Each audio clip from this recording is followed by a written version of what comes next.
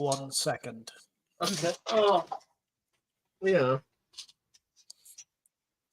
Evening, everybody. Good evening, folks. As you say, summer's declared. Windows are still open. No lights.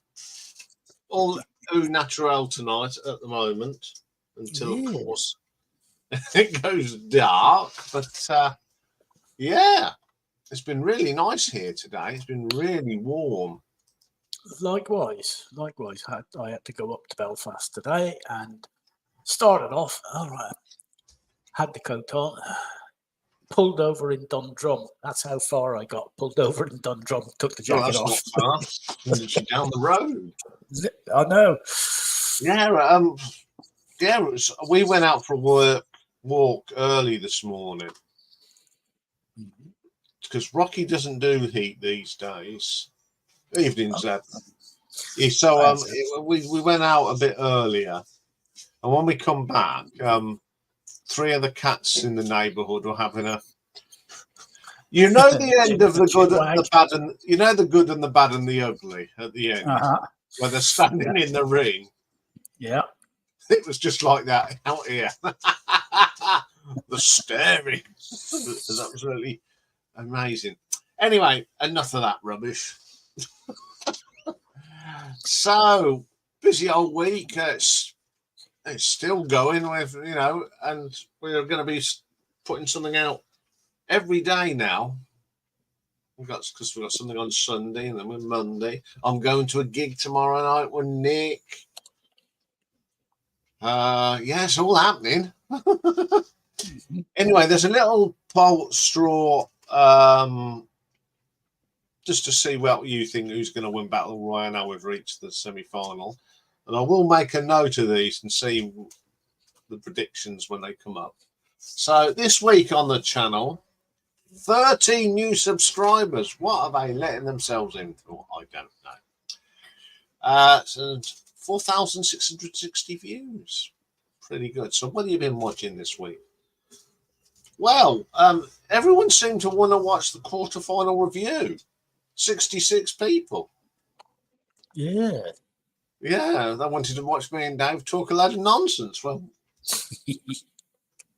yeah, Dave and I will be putting up the link to the poll to the semi-final today. It'll be appearing random. Yeah, it'll appear randomly. Evening Pulsar, evening Zeb, evening Jason. Oh, thank you, Zeb. I like that when people say things like that. So, number 2, still going strong. A perfect side from Fireball, 94. But the top one is the retro ranking on Linda Ronstadt, 184 people. There are a lot of fans out there. So, in the 28 days just gone, we've had 62. Good evening, Richard. We've had 62 new subs, which is about the average of over 28 days. 16,816 people been watching. I always forget it. Top short for last week was Mob Rules Black Sabbath, 430. Top short in the last 28 days. Breakfast in America, 869 people have watched that. Could we have kippers for breakfast? Maybe. But in the actual videos, number 3, the Linda Ronstadt retro ranking. Yeah, 258 people in total have watched that.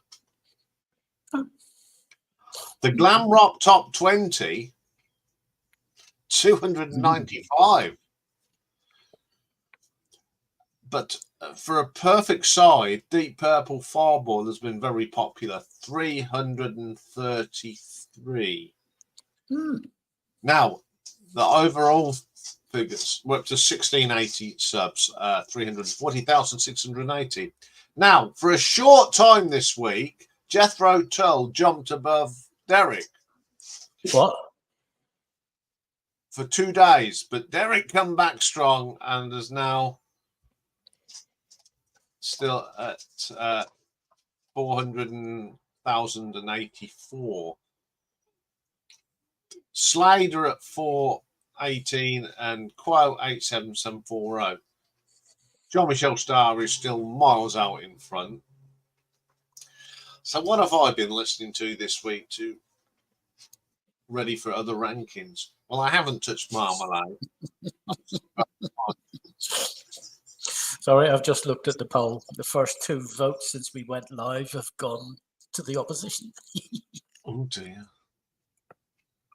Oh dear, oh dear. RAO Speedwagon. We're getting up to the 80s bit now, so we're up to 10 of the 16. I listened to today a Raven album that I'd never heard because I had heard all the old stuff, and it's pretty good. Today we've had some Bob Marley on because it's been nice, and there's nothing better than reggae than in a hot, nice, warm weather. So I've listened to 10 of the 13. Robin Trower Band, we're up to 7 of the 27. Still lots to do there, but that's a back burner. And to Powell, I've listened to 4 of the 5. And I've completed Opeth. Yes. I've listened to 1 or 2 other bits as well. But that's what I've been listening to. So there we go. I'm amazed his lordship hasn't made his presence known, because it's usually about now that he insists on, I want something. Oh, well, he's disappeared into the kitchen, so I'm sure I've just filled his water up, so he's probably having some more water, which means he'll need to go somewhere in a minute. So that's a good chance to actually say, it's time for hatches, matches and dispatches, while I sort out his nibs. Okay. Well, we have, you know how many there are. There's 15 dispatches, there's 25 hatches, there's 5 and a bit matches, and we've got a talking point. So, dispatches, who has left us? Well, we're actually going back to the start of the month because there were 2 announced after we had completed last week's show. So, 1st of May, Hasna El Bacharia, an Algerian Diwan Sintir player, and Richard Malouf, an American pop and big band bassist and tuba player. The 2nd, Gary Floyd, American hardcore punk and alternative rock singer. He was in the groups Dix and Sister Double Happiness. Also on the 2nd, John Pisano, an American jazz guitarist. 3rd saw Jim Mills, an American banjo player, leave us. The 4th, Miroslav Imrich. He's a Czech rock singer with the band Abraxas. And Ron Kavanagh, an Irish multi-genre singer-songwriter. He departed this blessed isle. The 5th, Belchacem Bukwena, a Tunisian singer and teacher. And Willie Homer, a New Zealand Hall of Fame musician. He's in the reggae group Herbs. The 6th, Bill Holman, American jazz and big band saxophonist, composer and arranger. His death was announced. And Christian Stefanski, a Belgian folk singer, passed away. The 7th, Steve Albini, American post-hardcore and noise rock singer and guitarist with the bands Big Black Shellac. He was also a record producer. Also on the 7th, Ignatius Jones, an Australian Filipino new wave and swing singer. He was in the bands Jimmy and the Boys and Pardon Me Boys. Also Jan Tazin Robalewski, a Polish jazz saxophonist, composer and arranger. And on the 8th, Giovanna Marini, she was an Italian singer-songwriter and ethnomusicologist. So that's our dispatches. Our hatches, we've actually gone through and edited some of these out. 29 today is Andrea Motis. She's a Spanish jazz trumpeter, singer, sax player, and songwriter. She sings in Catalan, Spanish, Portuguese, and English. 35 today is Daniel Rosenfeld. He's better known by the name C, that's the letter C, 418. He's a German musician, producer, and sound engineer, but he's best known as the former composer and sound designer for the game Minecraft. He's also written and produced the theme for the Netflix series Beyond Stranger Things. 45 is Pierre Bouvier, Canadian singer and bass player with the group Simple Plan. 49 is Tamia. She was born Tamia Washington, Canadian R&B, hip-hop and pop singer. 53 today is Paul Francis McGuigan. Now, he's better known by the nickname Giggsy. English musician, he's best known. He's the original bassist and he's co-founder of Oasis. 54 today is Amber. She's a Dutch-born German singer-songwriter. She was born Marie-Claire Kremer, but like I say, she goes for the stage name Amber. 59 today is Charlie Drayton, American drummer, multi-instrumentalist and producer. 62 are three people. John Corbett, an American actor and country music singer. Dave Gahan, British new wave rock vocalist with Depeche Mode. And the wonderful Paul Heaton, magnificent British singer-songwriter with the House Martins and Beautiful South. 67 today. And Iain didn't get this, even with the hints that I dropped. Oh, good. I was having I don't know, I was having a very senior moment this afternoon. Jim Riley, Northern Irish drummer. He used to play in Stiff Little Fingers. He's also played in Red Rockers and the Rain Dogs. 69 today is Anne-Sophie von Otter. She's a Swedish opera leader and rock mezzo-soprano. She did an album with Elvis Costello called For the Stars. 74 today is Tom Peterson, American rock bassist with Cheap Trick.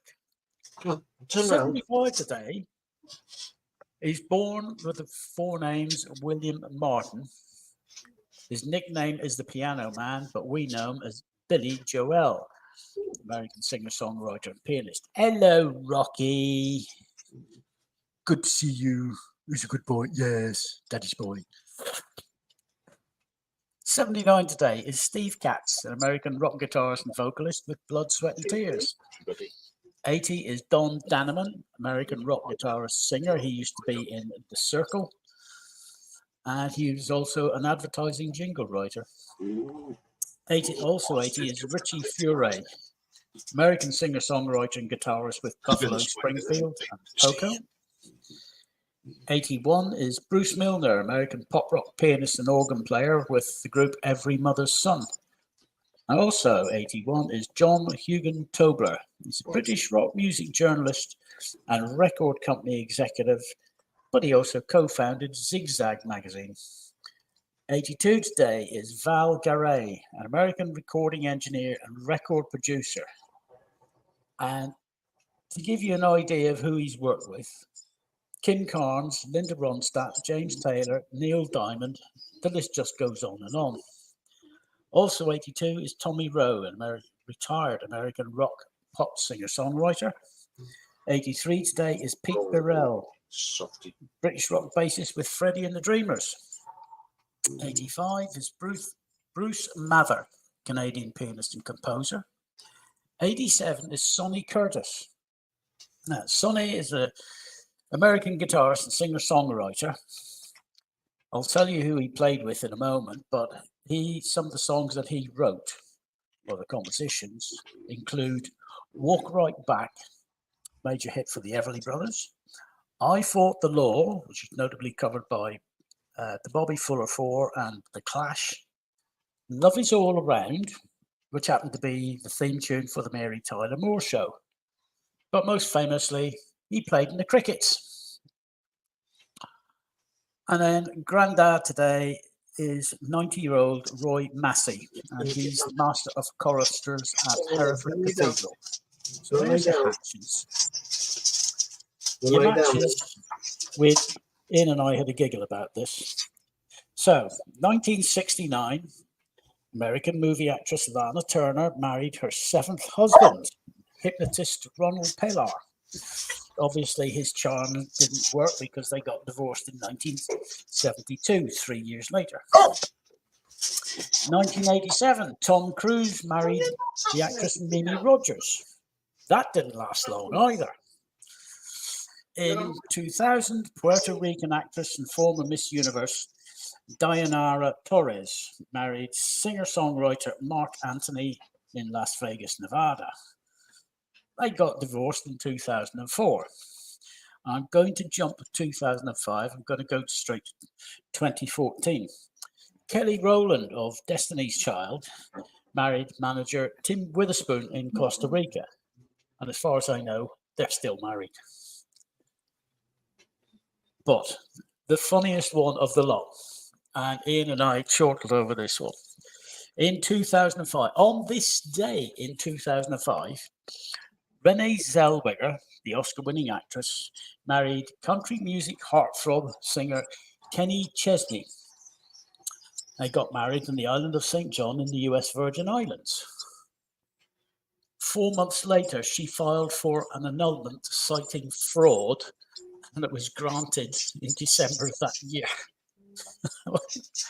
How do you annul a marriage through fraud?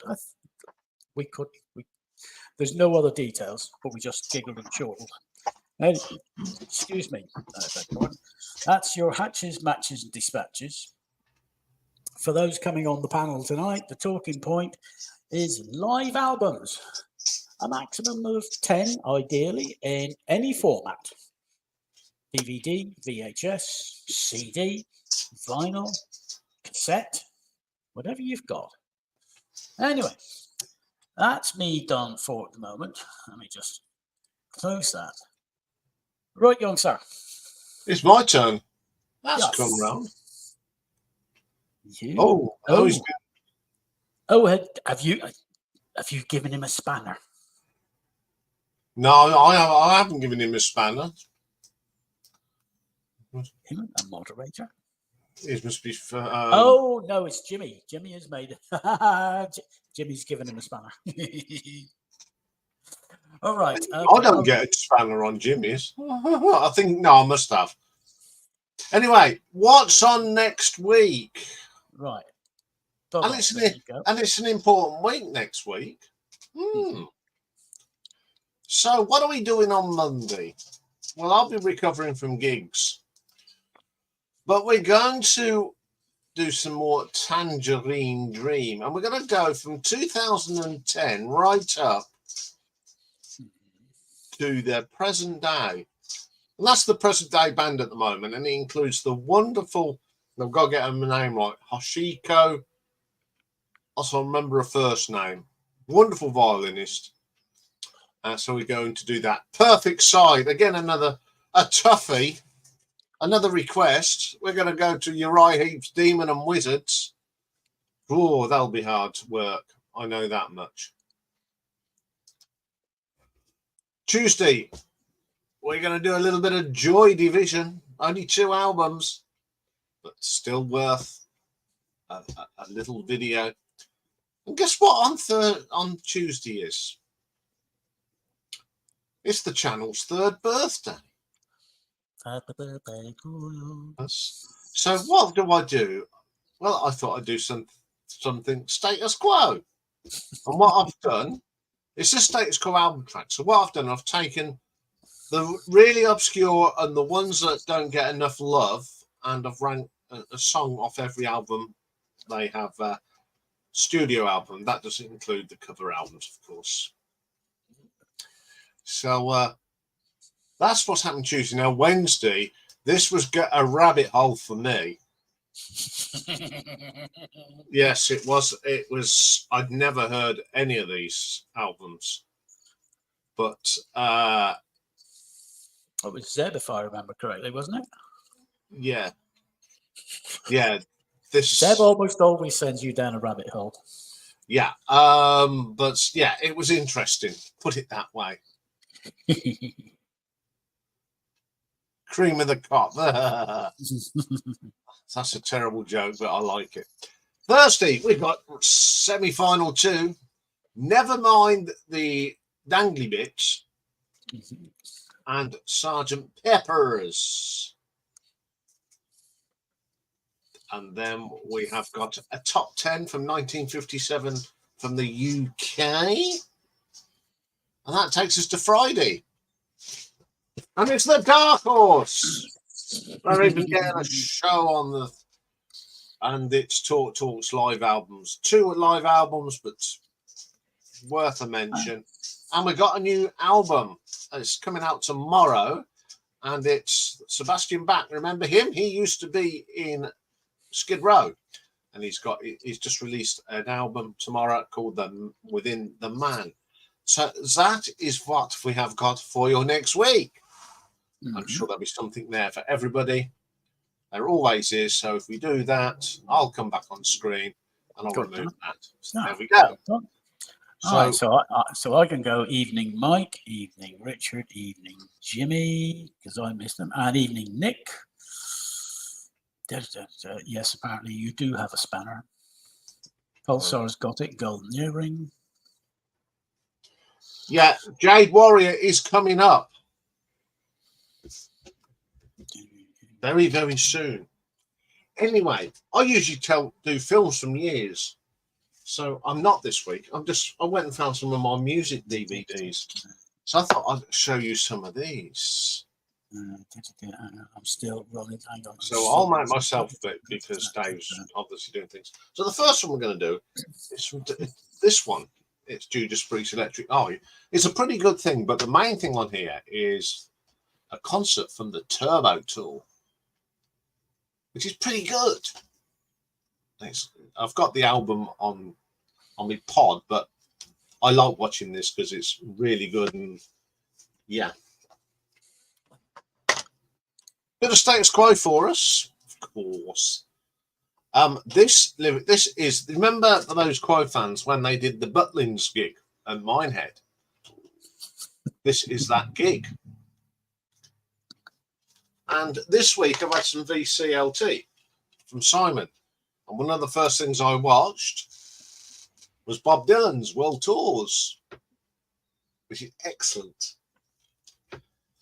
Another one that I've watched this week that Simon sent me, Doors Live in Europe, 1968. That is brilliant. Also, for my collection, for my Muse collection. Okay. What? Hang on. I need to come back here. Oh, right. Okay. Yeah, you know what it is. Now, this is the one that was one of the first surround sound one I brought. It's from Glastonbury in 2004, when Muse were good. Yes. Yes, it's an excellent DVD. Couldn't show without showing this. I did a whole video on this one, of course. Mm-hmm. Oh, yes, that's right. I had this on VHS video once. It got chewed up. But An awful lot of us had it. Yes, but now we've got it on DVD. And not for the first time tonight, I don't think. Mm-hmm. A fantastic show at Wembley. Plus, it's got the videos for Discovery. It's absolutely brilliant DVD. Isn't that nice? Because I know what you got. You saying you've got the video for Discovery. Yeah. And now something that I don't mention. I love this. War of the Worlds Live, when they first done it. And it has got Justin Hayward on it. I know. And on a bass guitar, the legend, Mr. Herbie Flowers. Yes. So you get the boom, boom, boom, boom, boom, played by the man who played it on the album. This is a fantastic. You get the concert and the documentary, how they built the fighting machines. It's absolutely brilliant. I've seen the reruns, but this is the best one. Absolutely brilliant. This is. Have you seen the new show, the new version? Yeah, of the show? I've seen the stat. Just not spot on that. That is the best. And I like that they use the hologram. I like Yes. that. Yeah, the Richard Burton, but they use Liam Neeson now. Yes. Yeah. Nah, give me Richard any day of the week. Oh, And I'm going to yes. show you this. Now, this is the remaster of Script. But one of the things you get on this is a remastered version of the concert recital of the Script. Now, once again, I had this on DVD, not on DVD, on VHS video, and it went. Yeah. So when this come out, I was so glad they put it on here, so I can watch it now in glorious surround, remastered, and it's the one, of course, where Fish dismantles a rubber plant on stage during the web. He picks up a lad out of the crowd during Grendel with a mask that he knit, and it's just a real good fun thing. So there's some sort of DVDs. Good. Well done. So Well done. I'll put up a link because I know there's people that want to come up, and there's a reason. There's one person I do want to come up because I brought something this week, and I'm sure he'll be quite excited what I brought. So we'll come up. Yeah, I went to a place called Vintage Retreat this week in Northampton. Now it's got a fantastic coffee and it's got a little bric-a-brac stalls, but what it has got is a couple of record stalls. So I will be showing what I brought very soon. As soon as I get a few people up, because I don't like showing records without having people's reactions, etc., etc. And we've still got no artificial light yet. And the windows are still open, so you'll feel all the sounds of what's going on outside. Well, there's usually a bunch of people. I tell you what, once I turn on the lights, you will. I'm about 5 to 10 minutes after you for turning on the lights because I'm further north. Yeah. The sun goes Nobody down likes the graveyard, so you don't have to show anything. I just want people to come up. We don't. Because I'm going to show something first before we go into the showing live albums anyway. So, let's come up. So, yeah, so Nick and I, tomorrow night, are going to see the Plastic Girls. The Plastic Girls? The Soap Girls. Soap Girls.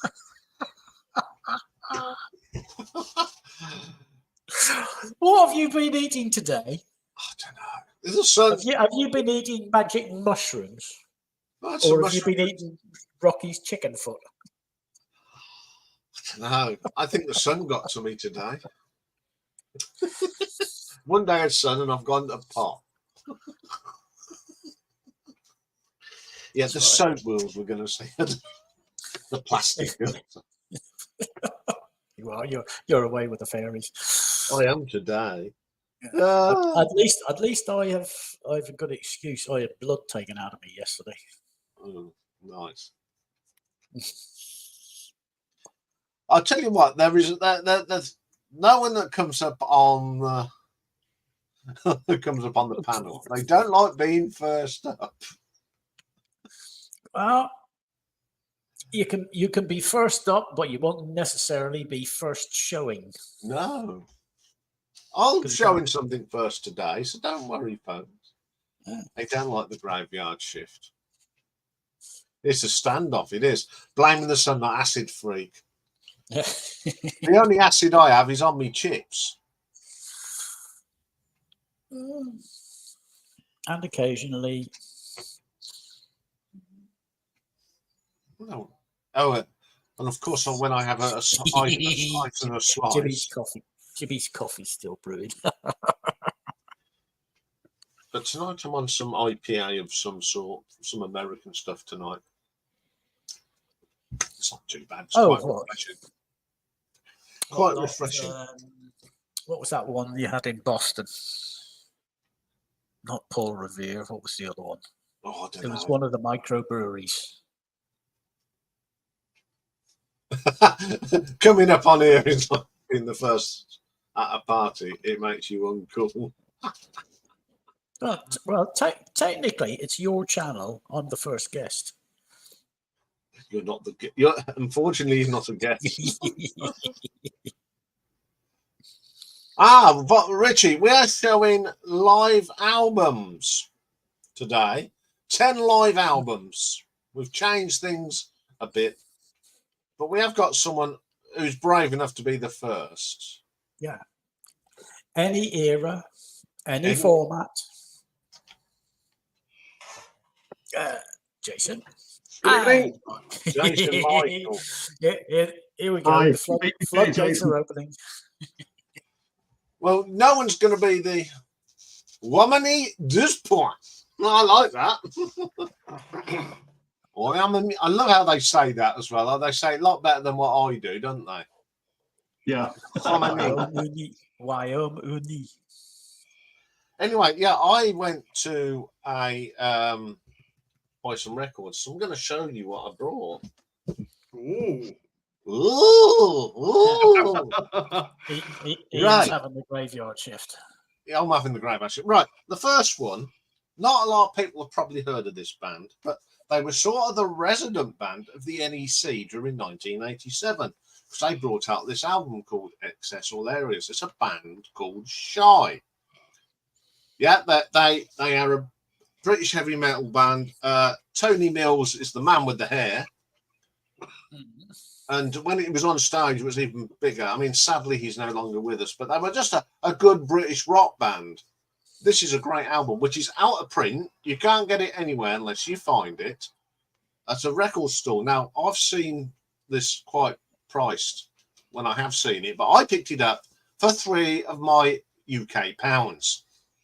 Nice one. Yeah. So that's the first one that I got.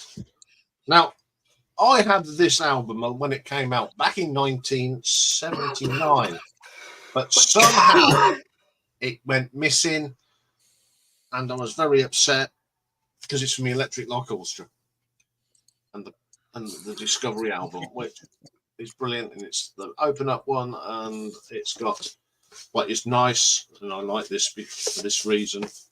We have a picture. There we are. That is keyboards.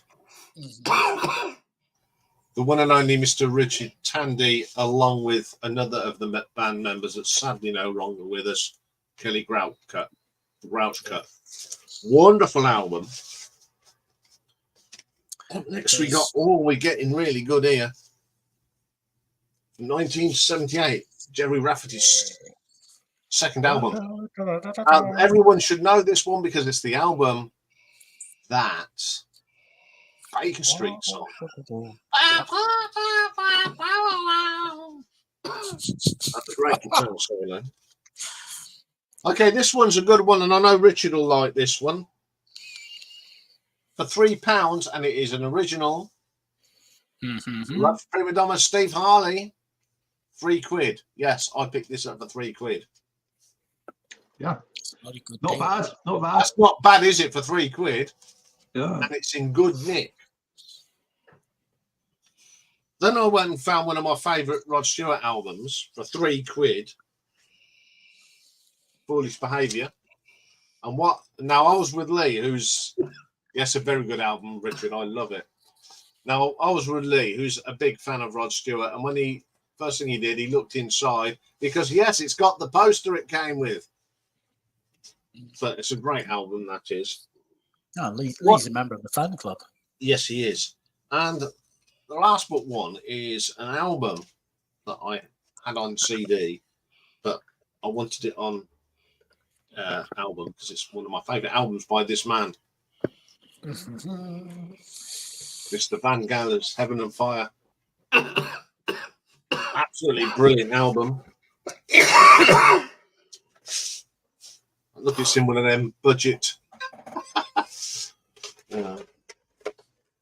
And the last one I'm going to show you, which is a bit of a group thing. Who remembers this film? John Collins. John Collins, yes. But it's got some great tracks on. And the reason I brought this is because it's got a disco-y version of Close Encounters of the Third Carwind, which my dad used as his theme tune on hospital radio because he had this album. But it has got some great songs on here, some great disco songs. You know, if you look at the people that's on there. So that wasn't bad. 26 quid for that lot, because it was 3 for a tenner and all that sort of good thing. So I only went for a cup of tea. That's quite reasonable.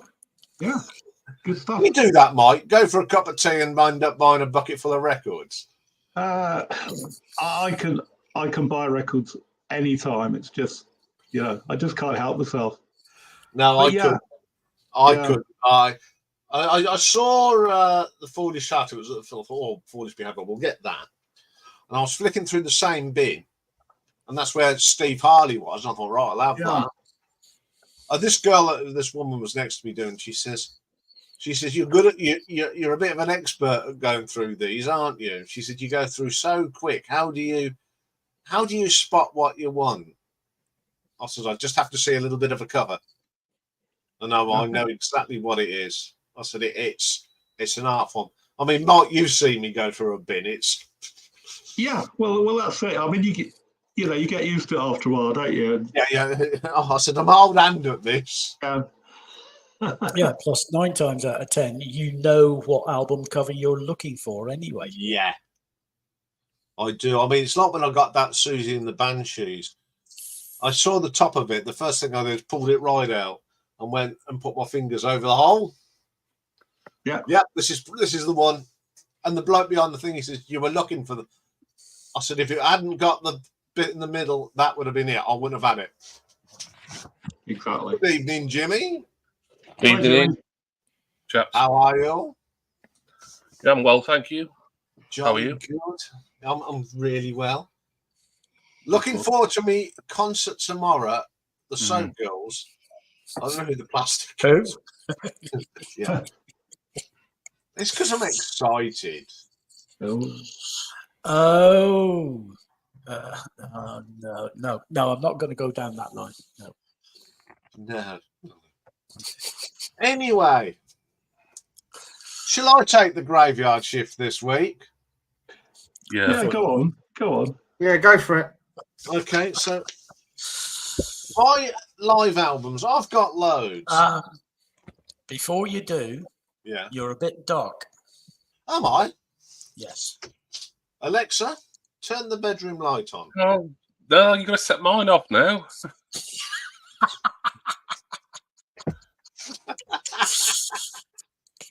There we go. There you go. Anyway, so I went through some of my live albums. I thought, well, I won't show the obvious ones that, you know. I thought I'd show some. Yeah, some of them are obvious, but some are not. So we're going to start off doing them in the year of coming out, 1973. First Genesis live album, which to me is fab. It's got the best version of Musical Box and the Knife. But the highlight of this is a bass pedal solo by Mr. Mike Rutherford. For those that know the album, know exactly what I'm talking about. It's absolutely brilliant live album. It's got Watch of the Skies on it. Get them out by Friday. The Return of the Giant Hideaway, Side 2, the Musical Box, and the Knife. I love this album. I just wish it was a double. That's only regret. It should have been a double, but it's got some great. I mean, the back cover's fantastic as well. Some pictures from the gig. Yeah. The best live album by far. Yeah, it is. It is the best live Genesis album. Okay.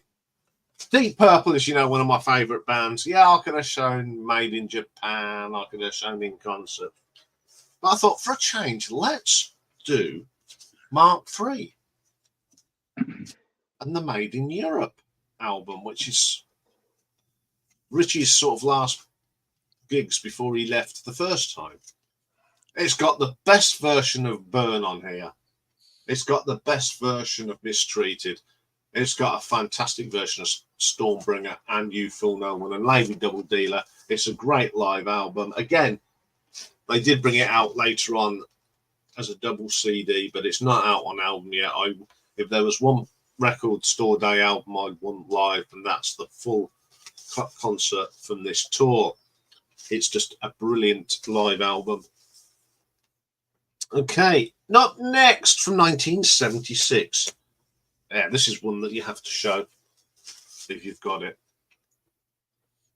The brilliant Wings Over America. Pre-album of the tour of America. I know there was, remember, was it Rob's tag at the beginning of the year and that cover you want to be? That was my cover.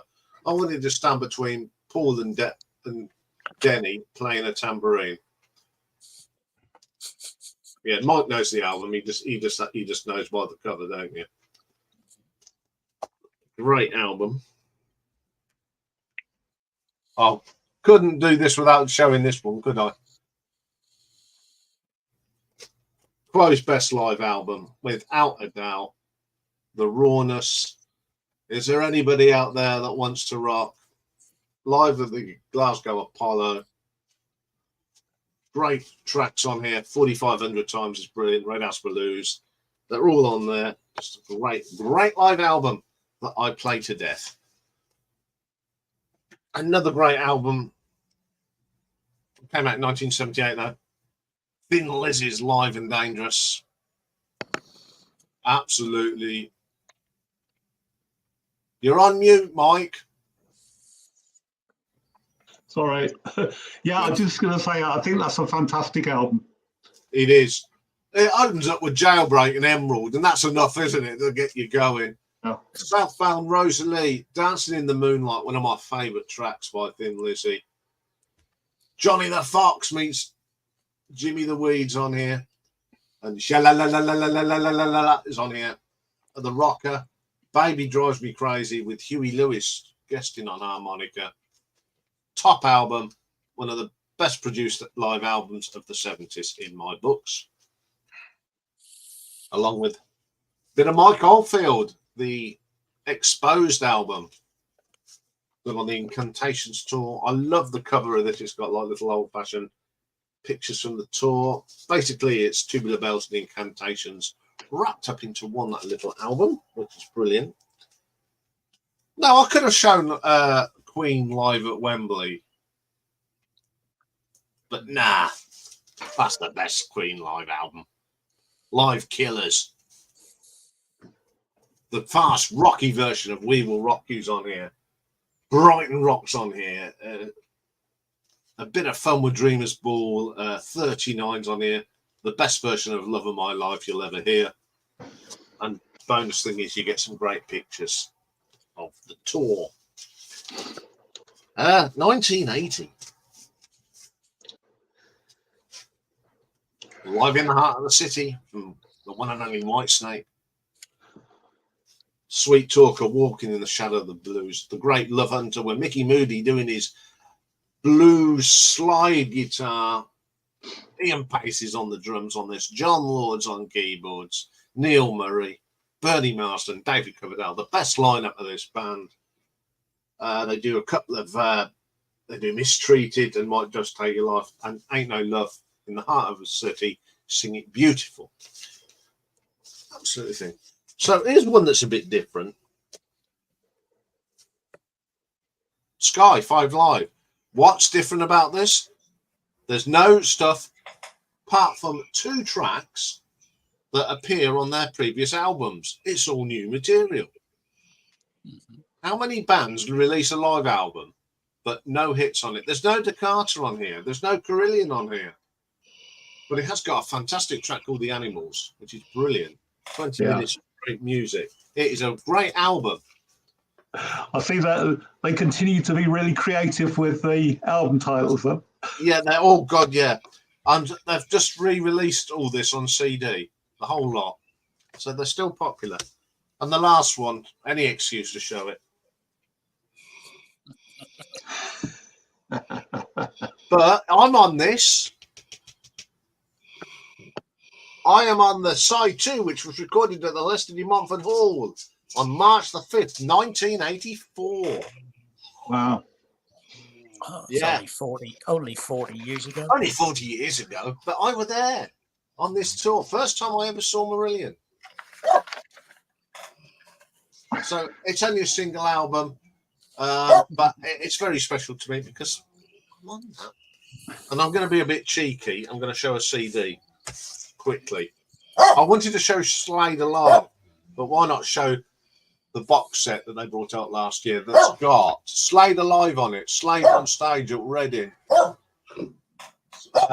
live at the Hucknall Miners Welfare Club, and live at the Victoria. A great box set. If you ever see this, go and buy it, because if you love Slade, you're going to love this. It's loud, it's raw, it's brilliant, especially the one at the Miners Welfare Club.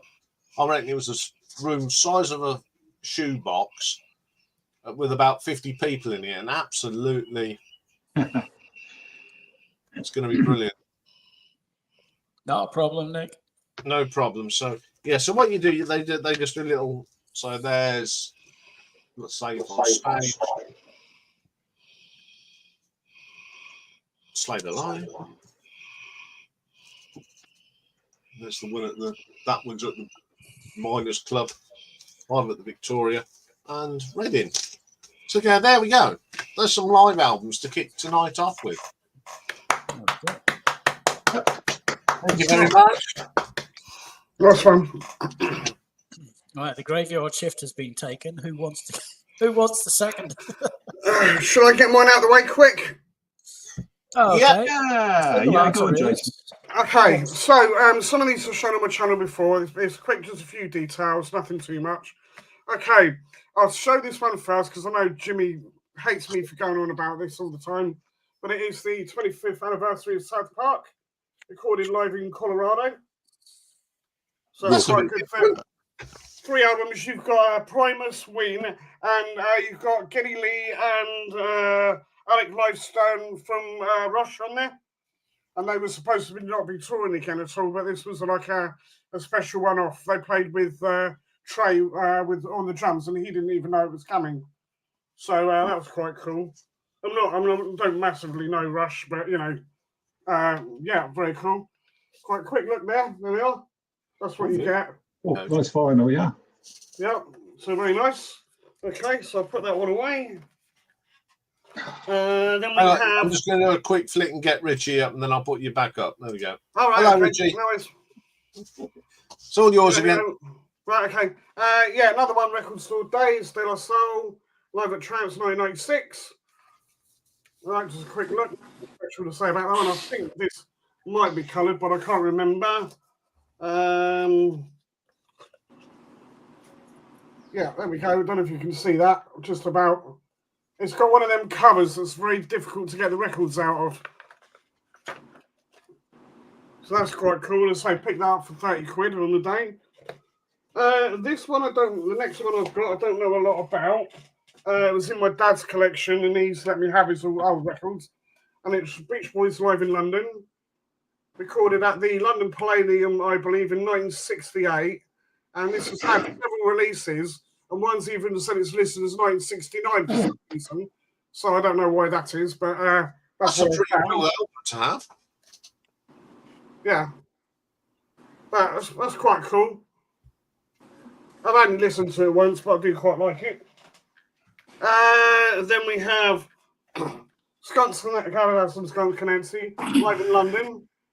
That was 2013 at Cadogan Hall, I believe, in London, which was an old disbanded church. So I'd imagine the acoustics and that would be quite good. Just getting through these quick. If anyone wants any more details, I can fill you in later. Then we have what was supposed to be the last ever gig from television. Take the Money at Run, live at Pennington's. I'm on that one. It's a 2 CD and DVD set. That was the one where we broke the floor. So yeah, that's quite cool. Not very much to it because it was released on their own label after they got dropped by EMI. But it's still a nice set to have, especially when you've been at the gig. And then I don't have 10, unfortunately. Then we've got I think this is 2003 DVD. It's Reef Live. And where was this recorded? Oh, it's I think it was the O2 Academy in Bristol. I think it was. Oh no, sorry, the Carling Centre, or whatever it's called in Bristol. Yeah, 2003. So that's got pretty much all their big hits on there, and you've also got some interviews and whatnot as well. And then the final one I've got, and it is on VHS tape. Oh, blimey. The Art of Moving Butts Live, Tropical Quest. And this was 1990. And this is all filmed on their own personal cams. So the quality is quite shocking, you know, even for the age. But yeah, that's quite good. I did see some of this again on YouTube, so it's quite fun to relive it. But this was must have been before they released the first album, because it's only the only track I know on there that was on the album properly as a single was I Left My Wallet in El Segundo. So yeah, that's it really, just short and sweet. That's the 7 I've got. I would have included some more, but it would have been the same bands again. So I thought that was a bit boring to do that. But yeah, there we go. Well done. Mike, you're unmuted. You're muted. Right, there you go. Yeah, good stuff, Jason. Anyway, good evening, Richie. How are you, sir? I'm Hi, Richie. good, thank you. I'm good. Good. Nice to see you. Who's next? Which is a bit apt, isn't it, today? Who's next? Yeah. Talking about who's next, I mentioned it on my last video that I'm purging this album. I don't need to hear it anymore. Fair enough. And a live album that I'm purging is Cheap Trick at Budokan. Oh, excellent. You want me to show the 10? You might as well, as you've started. We don't mind, do we? Yeah, I should get going pretty fast. I'm supposed to be, I'm taking a break. I'm supposed to be doing some stucco work on the outside of the house, but I'm taking a break and I saw you were on. But anyways, I put a lot of thought into this and I started at the A bin and I got to the C's. No, I got to an E and I got my 10. So it's going to be, well, this is my A. The Allman Brothers at the Fillmore. Oh, God. Oh, yeah, brilliant. This is a really great sounding version. This is one of the live albums that I've listened to the most in my life, because when I worked at Miller Brewing, I worked in the warehouse for a while, and I had a burned copy of this, and I would listen to it on headphone or earbuds, and it made the time go quicker. And I listened to this all the time at work. And yeah, it's a great album. The next one is David Live. I rather like this album. A lot of people seem to not like it, but I really like it. I have I probably have about 6 Bowie live ones, but I thought I'd only pull one. And this is a really good album, I think. The only thing I don't like about that, I'm not a big fan of his version of Changes on here. And then we got the Beatles at the Hollywood Bowl. This is not the greatest sounding, but it's better than what a lot of people say it is. I mean, I rather enjoy it. I played it maybe a month or so ago, and I rather like it. Then we got Canned Heat live in Europe. Oh, brilliant. Oh, that's good. This is a really good live album. I'm a big fan of Canned Heat up until what's his name? Blind Out Wilson passed away. And then after that, I kind of lost interest. They kind of, I don't know, were just a boogie band, live boogie band without him. Now we're in the C's, yeah. Got Johnny Cash live at San Quentin. Now, this is one I listen to a lot because my parents owned this album. And yeah, I really like it. It's got, I think, is it Wanted Man? The song he wrote with Bob Dylan's on here. It's really good. Then we got this King Curtis live at Small's Paradise, yeah. This is pretty good. Actually, this is really good. It's got a couple of songs like "Blowing in the Wind." You would think, nah, but he actually pulls it off. And this next one is a band I saw 3 times live when I was in England in the summer of '71, and that's Colosseum. Oh, brilliant! Oh, wow. This is actually one of those strict promotional ones. But yeah, Colosseum were great, man. Yeah, I was lucky to see it. I guess they broke up not long after I. Yeah, you're a privileged man. You're a privileged man. This is a Bob Dylan's live album, Hard Rain, where he kind of rocks up the songs. They sound different than the studio versions. A lot of people don't like this, but I rather like it. Yeah, I love it, Matthew Richie. calls it his punk rock album, but I wouldn't go that far. I love it, Richie. But when I was a kid, it used to drive my parents mad. They hated it, so I loved it even more.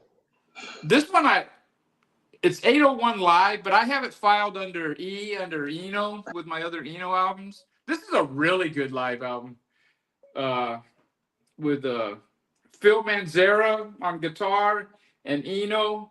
The Eno songs on here, the Baby on Fire and Third Uncle, man, they're fantastic. There's some good players on there. Francis Monkman from Curved Air and Sky. Brilliant. Simon Phillips. Now this one here, I must admit, I probably played it. If I've played this twice, that might be a stretch. This is Earthless meets Heavy Blanket, and I guess they're 2 different bands. And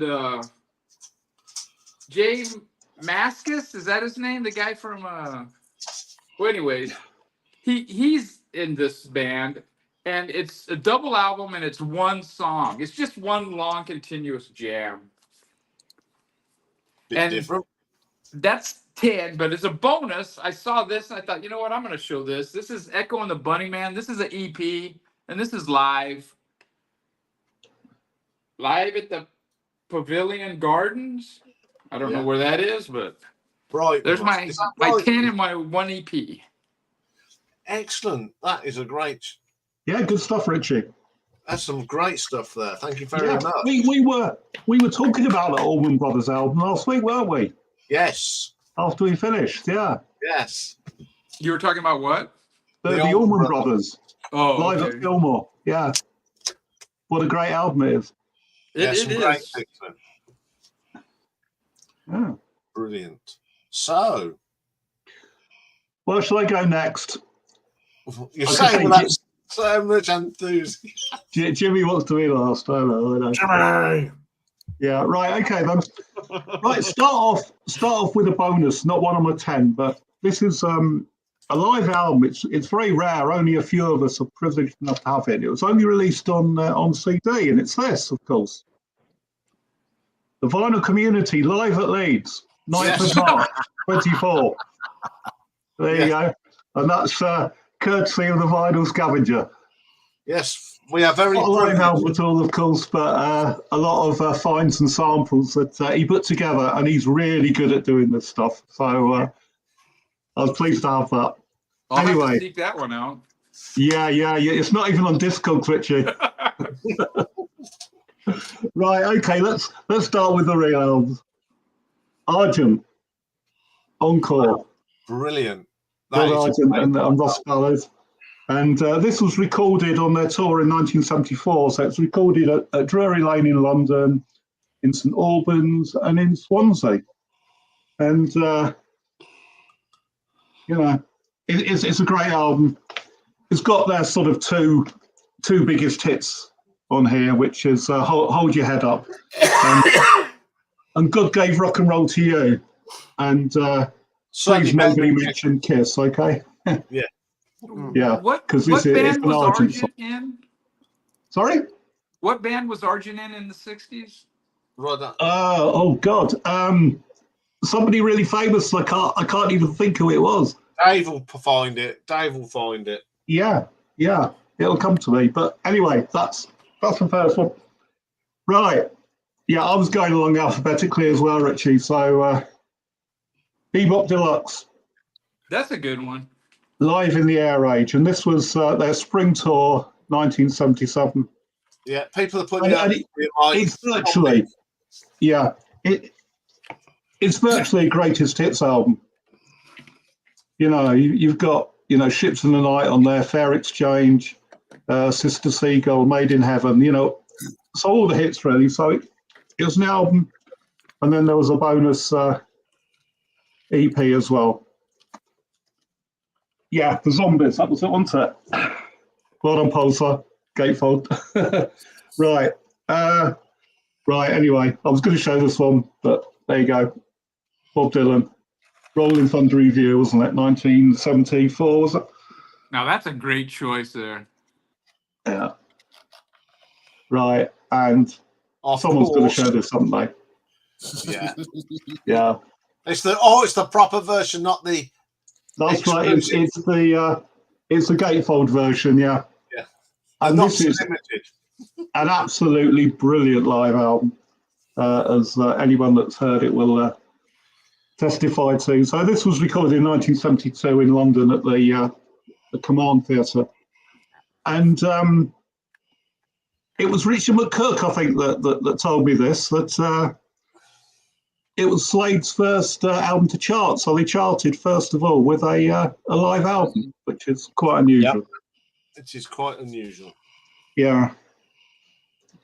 Another great British artist, Mark Bolan, T-Rex, and this is live album. This is live at Wembley in 1972, and it was recorded in March 1972, and it was at the Empire Hall, Wembley.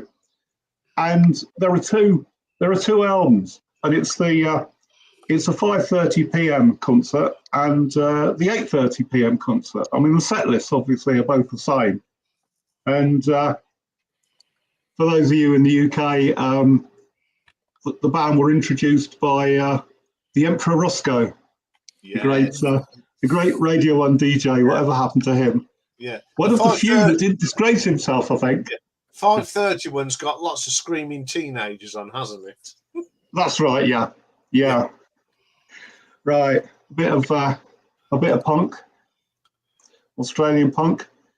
The Aints Play the Saints, 73 to 78. So this was recorded in Sydney and Melbourne in 2017, 2018. So the Aints are a band of sort of Ed Cooper, and Ed Cooper was the main man with the Saints. So, in effect, by going on tour with the Aints, he's been his own tribute band. So, there you go. One that I really must show.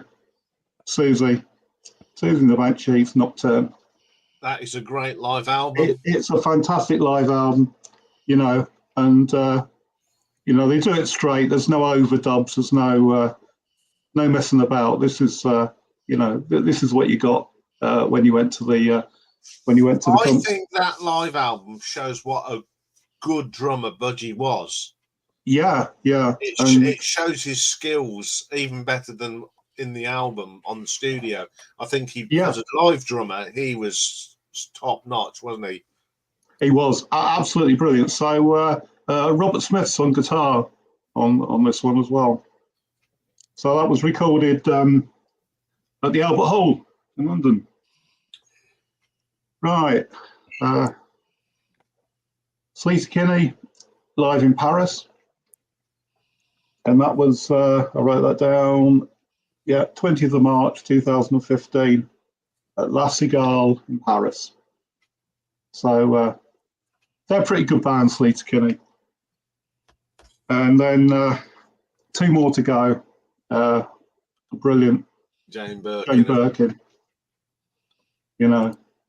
That's a lovely picture of her, isn't it, on that cover? It is, yeah. So this was from 2002. It was recorded in Paris on the 9th, 10th, and 12th of March 2002, and it's a really good album. This is a reissue from about a year ago.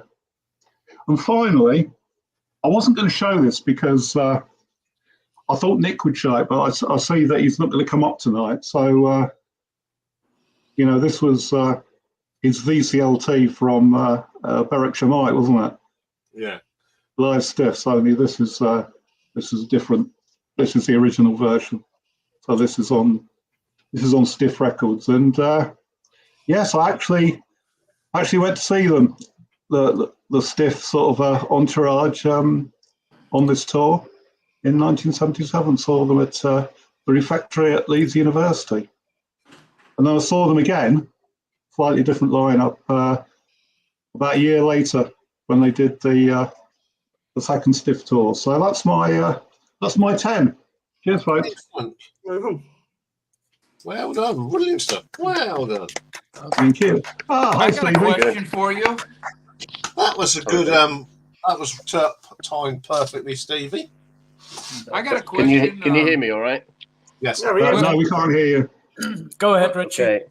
Yeah, when you saw the Elvis Costello, or was that? Did you see Elvis Costello on that tour in '77? Yeah, he was on the first one. Yeah, the 77. He was still part Stiff. Okay, what band was playing with him? Uh, Was it the Attractions yet or no? I don't think. I'm not sure that it was. I'm not sure what was credited on this. I'll tell you. I think it just says Elvis. Yeah, it just says Elvis Costello and the Attractions. Okay. Yeah, they did. I don't know what to do with myself and Miracle Man are on this. So yeah, so it was the Attractions at that time. Yeah, that's cool. Yeah, I saw Elvis Costello in the Attractions in, I think it was like January or February of '79, and I was amazed at how good they were in concert. I mean, they really were put on a good show. Yeah. I mean, the whole Stiff thing was absolutely brilliant. You know, it was one of those labels where if a band was on Stiff, you knew that they were going to be good. Yeah, they had in America you'd say they had a pretty good batting average. Yeah, yeah, exactly. They knew what bands to sign, didn't they? Still. Yeah. I mean, they picked up Madness, didn't they? That must have been a coup for them. Yeah. When they picked up Madness. Are any of you guys aware of Ryan Kidd?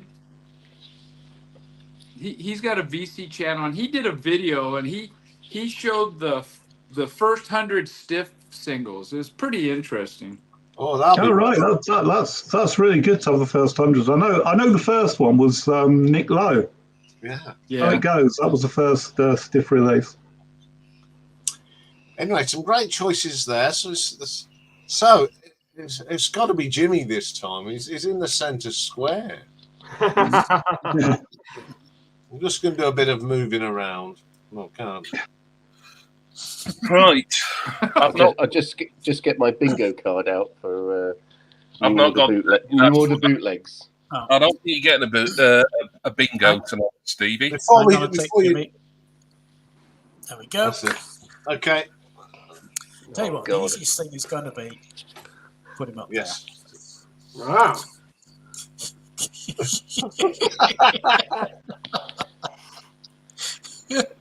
Care in the community. Yes, definitely. Do you want Okay, to put well, back to Jimmy. Sorry, Jimmy. That's fine. Yeah, I've not got 10. I could have. I've got plenty of live stuff, but I just couldn't be bothered digging loads out, especially stuff that is good but not that interesting. So, got my glasses on because I'm starting with some small items, of course, mini discs. Oasis, Familiar to Millions. I won't bang on about it because episode 1 of Mini Disc Monday was about that. Wembley Stadium, 2000. It's a double MD set as well. There we go. Great gig. I was going to show the Nebworth CD, actually, Nebworth 96. And then I thought, no, I'll show this again. Or I'll show this again, as in I've shown it on my channel, but I'll show it on Iain's, because I think this is a better album, better concert overall. So, Oasis. Next one is one that I picked that I will be listening to again at some point sooner or later because I want to do a mini disc Monday about it. But I have to say, I've only heard it the once, but it's an interesting one. It's From Here to Eternity, The Clash Live. Now then, my understanding behind this is The Story of the Clash, the compilation album, came out in, I think, 1988. Correct me if I'm wrong. It was subtitled Volume 1, and Volume 2 was going to be a live album, but it never got released. And apparently this is what eventually got released as the first official Clash live album. I think the first, anyway. I could be wrong there as well. Certainly the only one that's available on mini disc. This didn't come out till 1999, I think. So 11 years later, after the Story of the Clash. Got some great tracks on it. It's not one concert. It's like a best of live, really. So it's from all over the place. Don't think I can really drill down into the. Oh, it's got a lovely broken case as well as a lot of mini discs do. No, I don't say where the tracks are from unless I dig deep into the booklet. So I'm not going to do that. Right then, next up is one of my favourite live albums of all time. It's Depeche Mode 101 in a fat box. And no, I'm not body shaming there. That is what this type of CD case is called. It's called a fat box. Brilliant album. I mean, I love Depeche Mode. The single off this was a live version of Everything Counts, which sounds fantastic. I mean, it's got some marvellous stuff on here. I mean, the tour, which was Pasadena Rose Bowl, of course, where this was recorded. It was coincided with Music from the Masses, which is one of my favourite Depeche Mode albums. And Black Celebration had come out a year or two before, which is my very favourite Depeche album. So it's got stuff like A Question of Lust, the title track Black Celebration, Things You Said. It's got Blasphemous Rumours, which was from an earlier album, but still one of my favourites. Really good. But I'm doubling up here because I'm going to show you the DVD as well. Now then, the DVD, this one, it's mainly the documentary, which doesn't count, but this particular edition, you'll be able to see, is the actual concert. Presumably, it's the full-length concert from the Pasadena Rose Bowl. What's the date on that? June 18th. 1988. There's someone take the shower on camera. Was that the one where No, it wasn't where Electronic supported them because Electronic hadn't officially formed at that point. But yeah, good set that. I'm tempted to get the Super Deluxe box set, but I've not pulled the trigger on it yet because it's very expensive for stuff that I've really already got. 2 more to go, or kind of 3, but one is the same thing on formats again. An album I've talked about on the Sodcast before, Rammstein Live Aus Berlin. I can see why no one likes CDs on here because there's just too much glare, isn't there? But oh well. Yeah, Rammstein have released a lot of live albums since, but this one is always my favourite. It's the first one. It's the best, in my opinion. Here's the DVD, which, there again, like the album, it's, I've got all of Rammstein on DVD or Blu-ray, but this one is just extra special as far as I'm concerned. It's got more tracks on it, actually, DVD. Jesus. Somebody making a milkshake or what? It's like being on AM radio today, isn't it? Whoever's slurping their coffee, can you stop it? I'm sorry, what's that, Professor Hawking? Welcome to the ranking.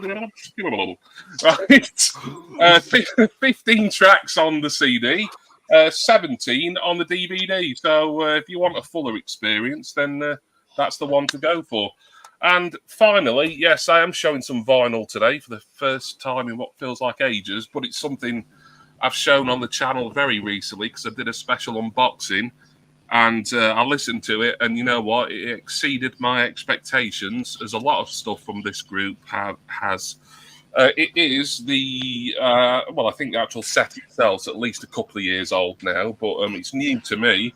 It's El Macambo, 1977. Oh, that is a good Stones live album. The Rolling Stones. It is. I listened to it and I thought, oh, this is great. It sounds lovely. It's just got such a good sound to this. I mean, it's mixed by Bob Clearmountain, who I'm sure one or two of you will know. He's good in the studio. I like a lot of his work. 4 LP set. I won't bother getting them all out, although I might just show you one of the LPs because then the tongue will change colour. Yeah, there we go. Look, wee! Isn't that nice? That was the one you got from Vanilla, wasn't it? It was, Jason. Yeah, Yeah. it was on heavily discounted. It was. It's meant to be about £80 and £90. I got it for 40, brand new, or just over 40. And it's great. Some of the tracks on this appeared on the album Love You Live, I think, in 77, 78. This was the first time the entire El Macambo gig had come out on, as a full set. I won't go on too much about what El Macambo is and was. It's in Canada, by the way. I will say that much because I do go into more details on my unboxing video, which you can watch on the Jimmy Barnes channel. It's in my Misc Unboxings and VC playlist or something like that. I was forget the name of it. Cheap plug. So that is El Macambo, 1977. Really good live album. I'm sure if you see the CD anyway, it'll be tons cheaper. So if you don't want to spend a lot of money on that, get the CD. But the vinyl is great, and that's me for today. Cheers, chaps. Good stuff, mate. Good stuff. Good stuff. Who on earth is slurping coffee? Who's slurping coffee? Jimmy? Well, no, I only just picked it. While Jimmy was on, somebody was. I want to know who invited the late Professor Hawking in. I did during live. Oh, it's little Mickey. Yes, little Mickey, Oogie Boogie. Anyway, good evening, Michael. How are you? I'm very good, Iain. Thank you for having me on your esteemed panel. It's an honor. Yes, 2 Americans this week. Yes. Where's Elliot? He was on another live stream yesterday. I would think he would have the time to be on this one. I'm so It's disappointed. wonderful to have him here. Anyway, Vinyl Richie is here. Hello, comrade. Hello. Hello. Anyway. Oh, he's coming. Oh, Soap Girls 4. Yeah. Yes, because that's where we're going tomorrow night. I laughed at that far more than I should have. Looking rather professorial tonight, Nick. Hello, mate. So, who wants to go next? It's Nick. gonna be, It's anyone from the bottom row. yes, the bottom row. I don't know how I'm long a I'm bit, going to be on thin here. on the ground, but I can. But do you want to go quick, Nick? No, you're all right. No, you go, all, Nick. all I've pulled out is a load of CDs anyway. Yeah, doesn't matter. What? And Yes, this Mike. who's so Michael or Stevie? Michael, you want to say something?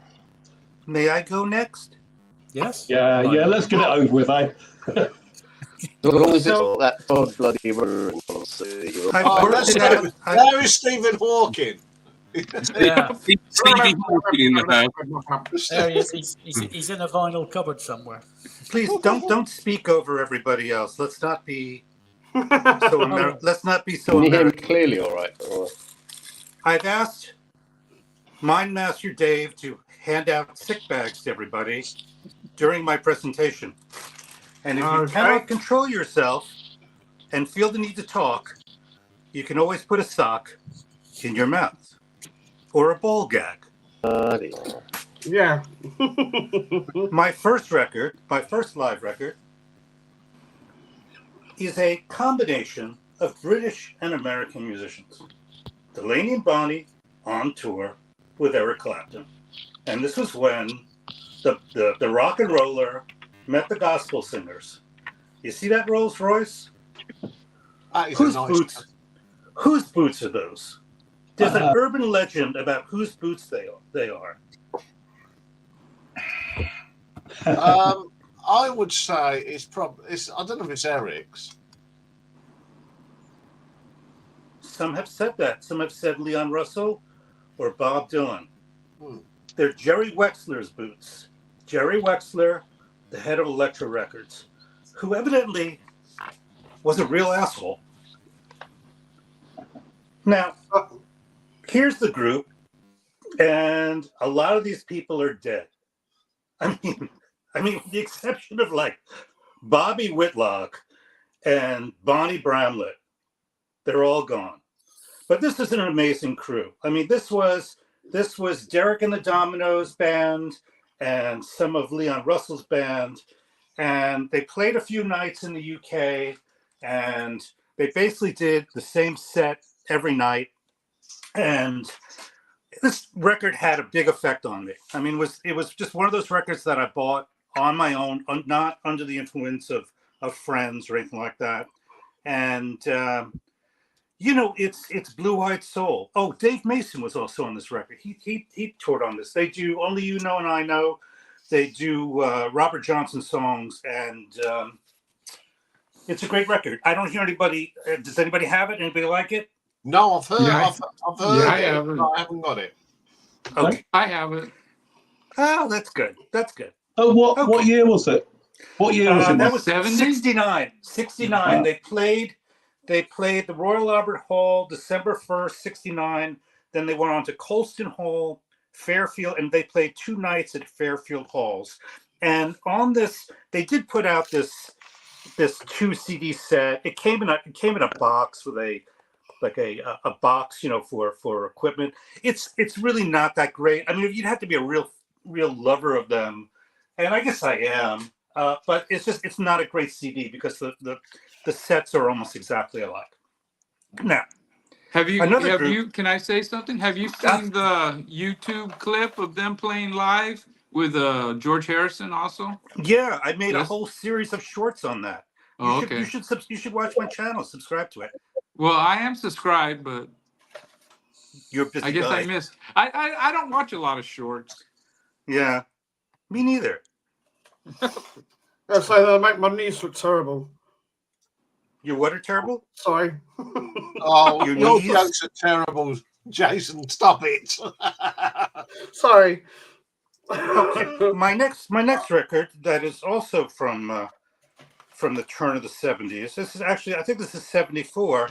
I've showed this once before, Genesis Live. And Yes. this was, they call it the Foxtrot Tour. It's they played in New York City, and I believe it was at Avery Fisher Hall. That was their first show in New York.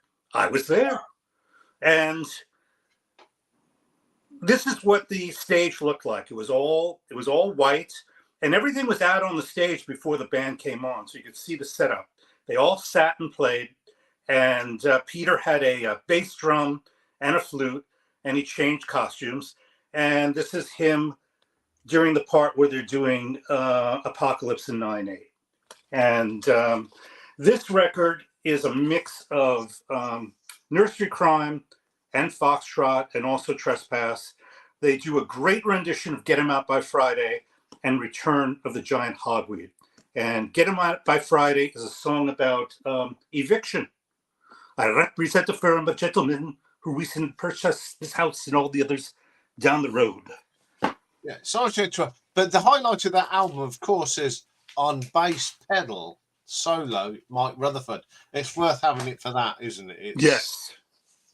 I think they repeated their jokes a lot because I actually heard him do that. So their stage sets were very fixed, and I saw them 5 times during those during Foxtrot. I saw Foxtrot once. I saw Selling England by the Pound twice, and Lamb twice. And you got a sense that the show, they were so tight. They repeated all the jokes. Everything was incredibly choreographed. There was really very little deviation. It was just amazing. Next up, Nina at Newport. And the Newport here is Newport, Rhode Island, or Little Rhodey.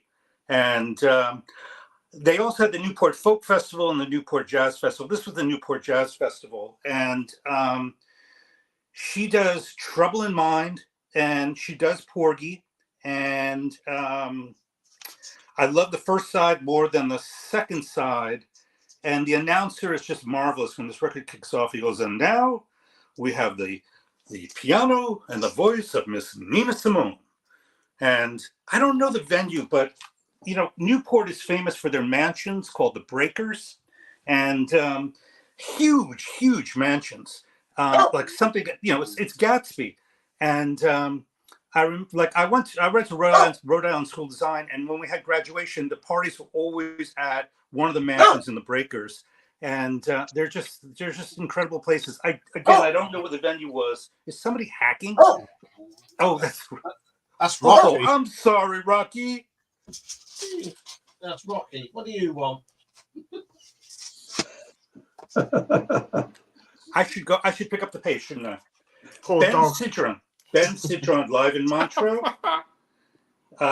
You know who plays bass on this? Tony Levin. There he is. He was bald then, and he's bald now. Bobby of Spittin' the Truth turned me on to Ben Citron. Great record. Song for a Sucker Like You stands out on this record. Dan Hicks and his Hot Licks live at the Troubadour. Vinyl Richie, are you a fan of Dan Hicks? Not really. Okay. I'm not real familiar. Okay. Well, he's funny. You know, he's a bit of a comedian, and there's a great. Oh, here he is. I like the way this. They did such creative jackets back in the day. See that little flap? Live record, and it's got one song here called.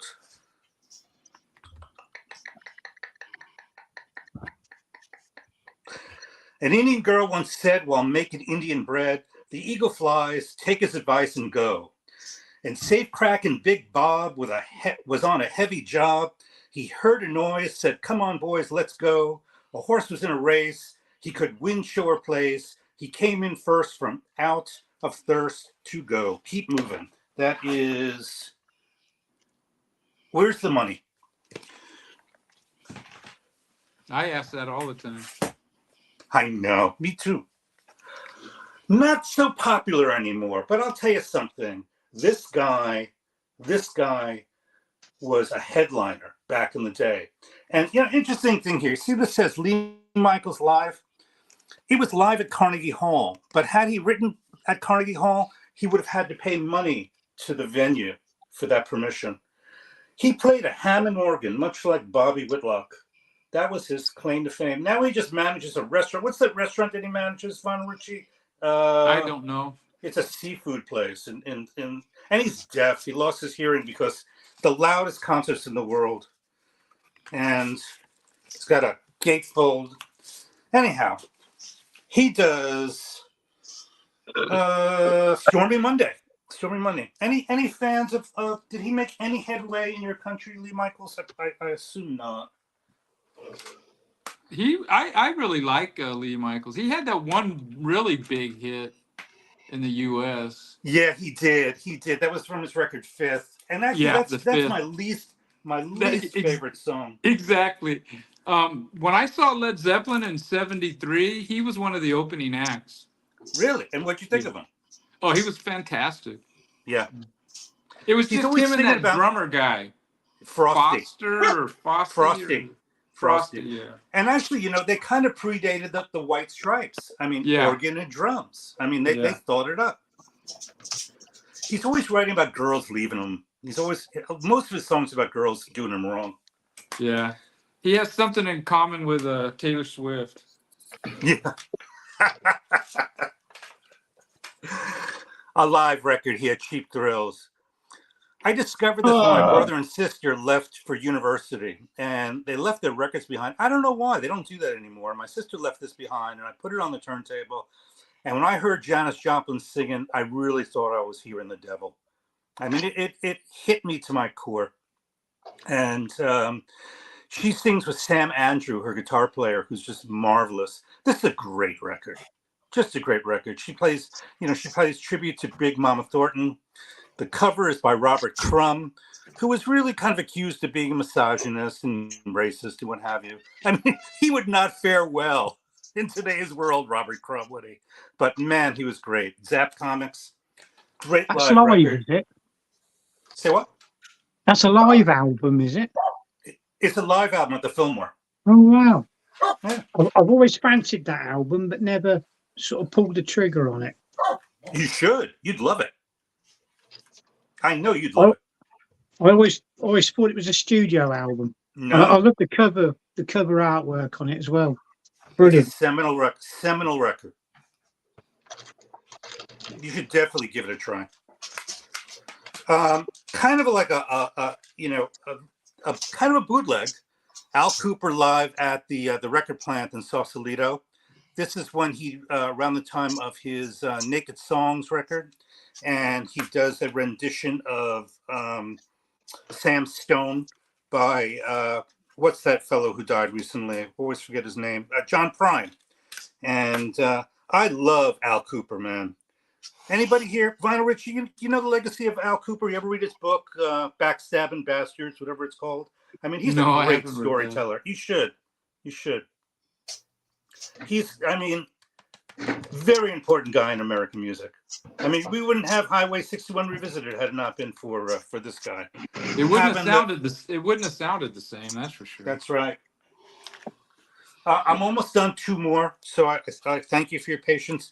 This is where you're going to need the sick bag, everybody. This is a box set. Can't stop running. Can't stop running. Look at that. Look at that. Oh my God. Is that upside down? Oh, you my just God. can't help yourself, can you? You just I can't cannot help help myself. I'm such a completist, and I just want to rub it in.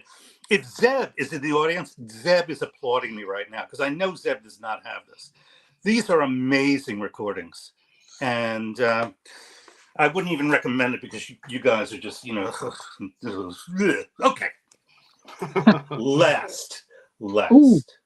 The Faces. Oh, I know that album. The Faces. What a marvelous recording. This is when they had the Japanese bassist. What's his name? Tetsu Yamauchi. And Rod wrote the liner notes. Tetsu, I'm not saying he's thin, but he wants his job back as a dipstick. It's a dipstick. What a meanie. Tetsu, after this tour, went to a farm and never came out of the farm. He never went back to music. He absolutely retired. And, probably, we know why, because there was so much debauchery taking place on this tour. And they do a bunch of covers. They do Jealous Guy, and they do I Wish It Would Rain. I love that song, I Wish It Would Rain. I think the Temptations did that. And, of course, they do Angel. Everybody covers Angel by Jimi Hendrix. Cut Across Shorty. And It's All Over Now. And they do an Etta James song called, what's that song called? I'd Rather Go Blind. And I thought that those lyrics were kind of poignant, given our recent times. I'd like to recite some of those lyrics. Something told me it was over when I saw you and him talking. Something deep down in my soul said, cry, boy. When I saw you and him walking, I would rather go blind, child, than to see you walk away from me. Isn't that a great song? Great lyrics, powerful lyrics, Etta James. Yeah. And that concludes my presentation. Thank you very much. I appreciate your silence and your patience. Well done, Excellent. Excellent stuff.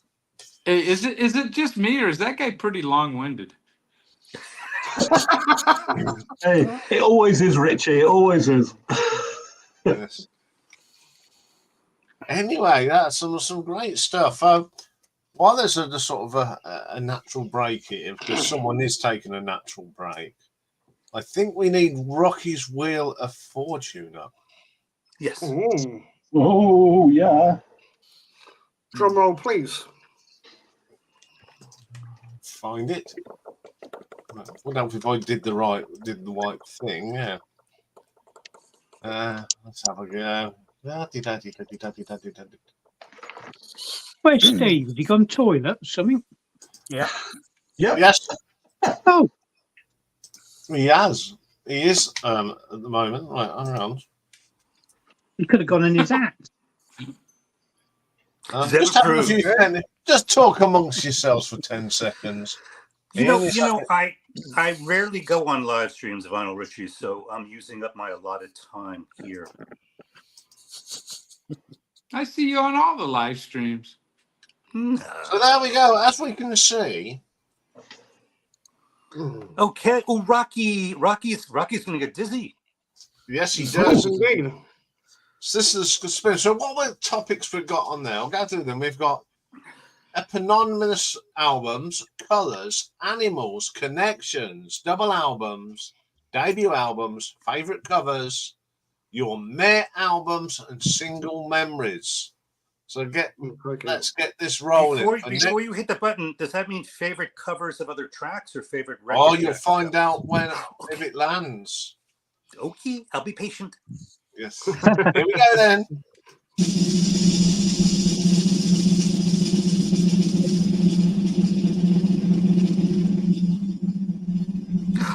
Oh, I'm so excited. Oh, I love this topic.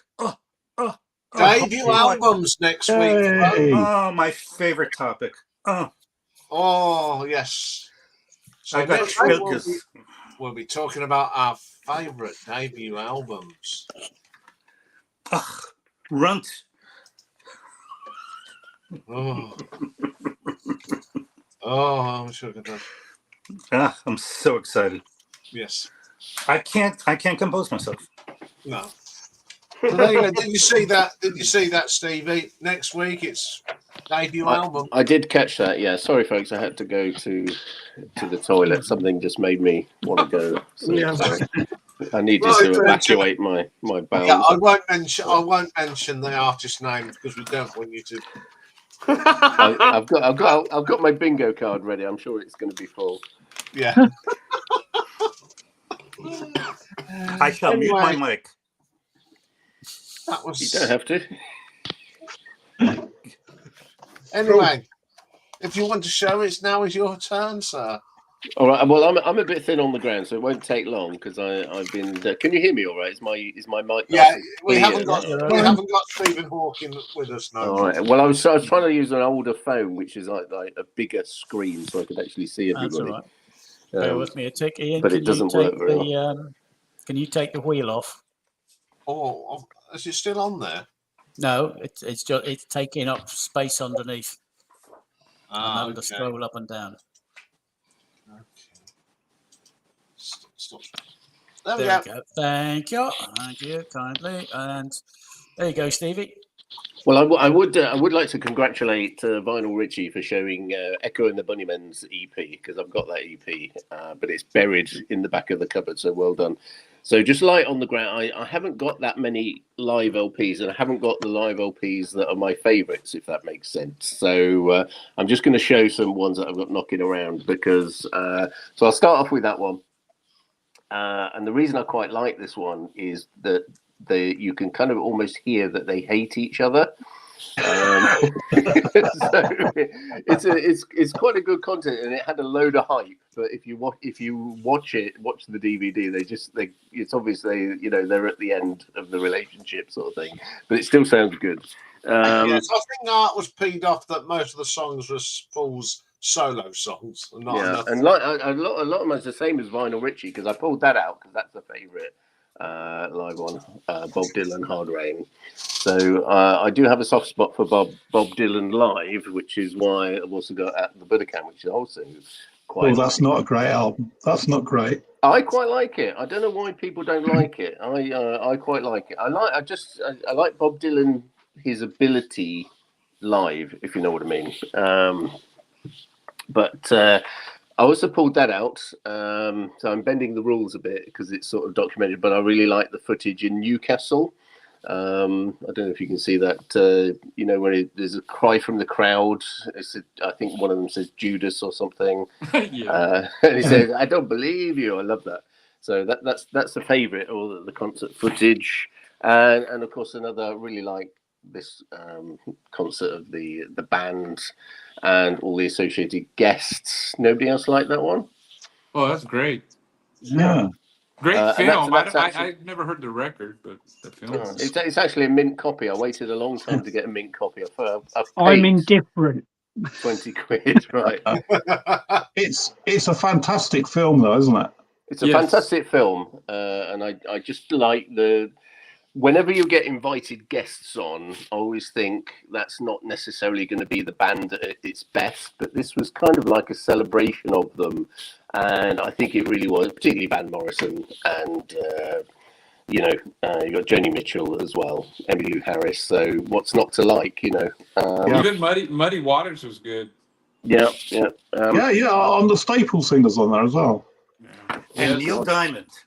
Yeah. Yeah, Neil Diamond's on there, you know, as well. Neil So Diamond Eric stuck Clapton. out like a big dick on that crowd, man. He didn't fit in really. He wore a lovely suit. I remember his suit, kind of brightly colored. But he was welcome. They you know, it's got a. I just pulled out an example of you know, something that I think is iconic of the time as a live LP, but it is just so hit and miss. So I didn't want to. Yes, I think that's a great addition. Well, you know, it's just got the Who. We're Not Going to Take It, the one track, and you know what's really. I got this so cheap. It was like when I was in America, $3 or $2. You know why? Because the middle disc is missing out of it. So this is like the worst copy of Woodstock you ever saw. Do you know Blood, Sweat, and Tears appeared at Woodstock, but they weren't filmed for contractual reasons, so we'll never have that. It was just a bit of a car crash, but that's why I got us off. This is bending the rules as well. So this is kind of like live album, but remixed. But I think it makes a great film, and I really quite like it as an album. So that's U2's Rattle and Hum. I saw that in the cinema, and I was like the only person in there, and I was very impressed with it. So that's why I have a soft spot. So it's sort of live and contrived. So I thought I'd show an example of that. And talking about live and contrived, okay, it's not a live album, the kids are all right, but it does have, if you've seen my video a couple of minutes ago, it has the Shepperton studio footage of the 2 tracks, which was sort of live in an invited audience, but it's great live footage. So you can see a video on my. So I just thought that would be interesting. What I've got a DVD, a couple of DVDs worth a mention. What I kind of don't like is when you do get the invited guests. So I've got the DVD there of the Who, Quadrophenia, and Tommy. So you've got the sort of anniversary where they decided to invite loads of people. Personally, I think it was a mistake. I just don't think it makes for a live concert. So even though I should like it, I don't. And the Quadrophenia is even worse. I mean, there's a Hyde Park Quadrophenia. It's got like Gary Glitter and all sorts of people. For me, it's just a car crash. It's so far away from the best band's live performance. What year is that? Well, there's the Tommy is 89. Yeah, I saw that tour. It was horrible. I think I remember you mentioning that, yeah. And the Quadrophenia is even worse. It's 96, 97. And they tried to do sort of ambitious celebration of both, and I think they failed. So even though it's quite good, though, it's worth a watch. But it's not for me. Worth a mention as well, contrived sort of documentary film concerts. I think that's worth a mention. The Stop Making Sense, because you sometimes hear that mentioned, and I thought that was quite a good one. Sort of live concert, but making it into sort of a documentary like the U2's Rattle and Hum. But I think where the Rattle and Hum is a bit sort of contrived, I think that actually pulls it off. Doing a documentary about live. Yeah, that's really good, Stevie. I like the intro to that. You know, with Psycho Killer. I really love that. And it's also it's also got what's her face. Genius of Love as well on it. Yeah. I think it's a nice touch. Mimicking You as well. I knew you would show it, but that's got to be a favourite.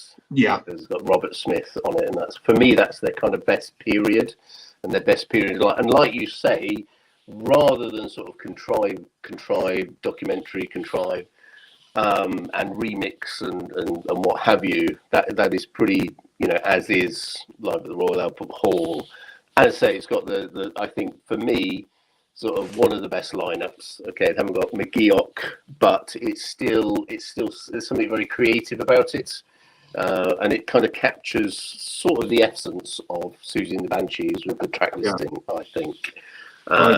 So that's a must-have, I think, for if you're a Susie fan. Yeah, that's on my wish list. That is. Yeah, I think I got a couple of quid off, so it was like 23 quid, but I didn't have. That's high for me, but I didn't have any problem with that.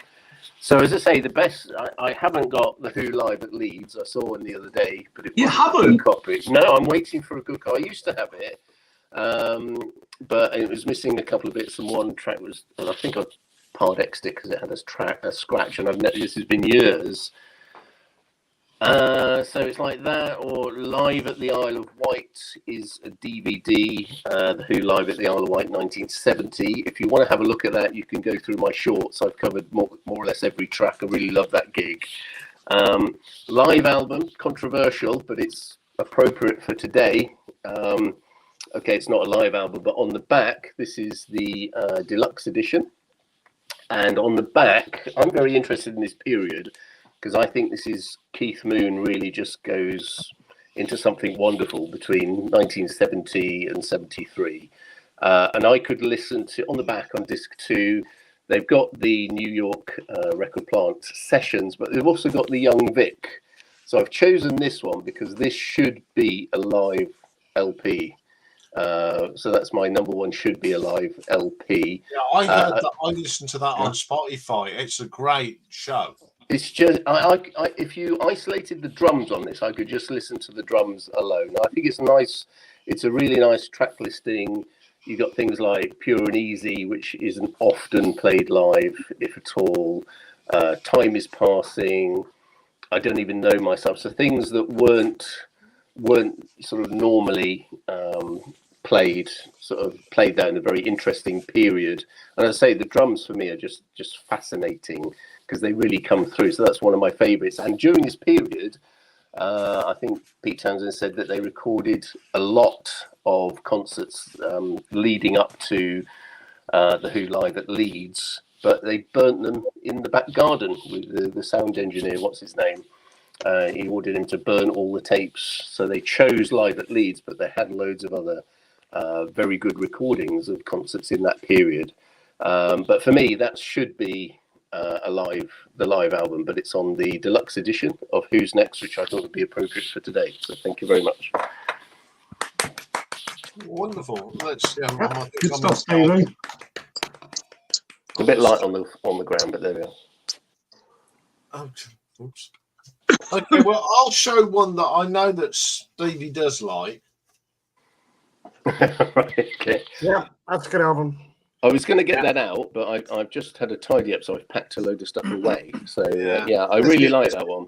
Yeah, this is probably the best Jean-Michel Jarre live album. I mean, Fishing in Junks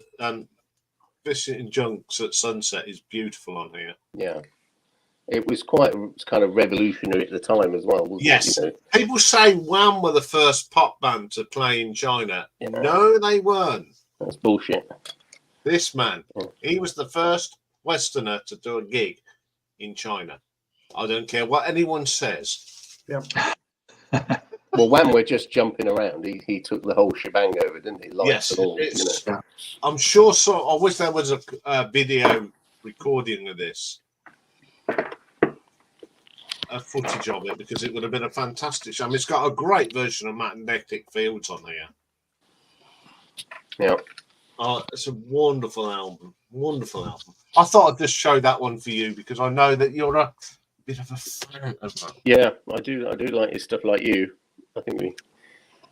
And Mike, is your Live at Leeds completely complete with all the bits. Complete with all the receipts and invoices and all the other sort of like rubbish that you don't really need. But the cover's not great. So I'm looking for one that's got a good cover. Yeah.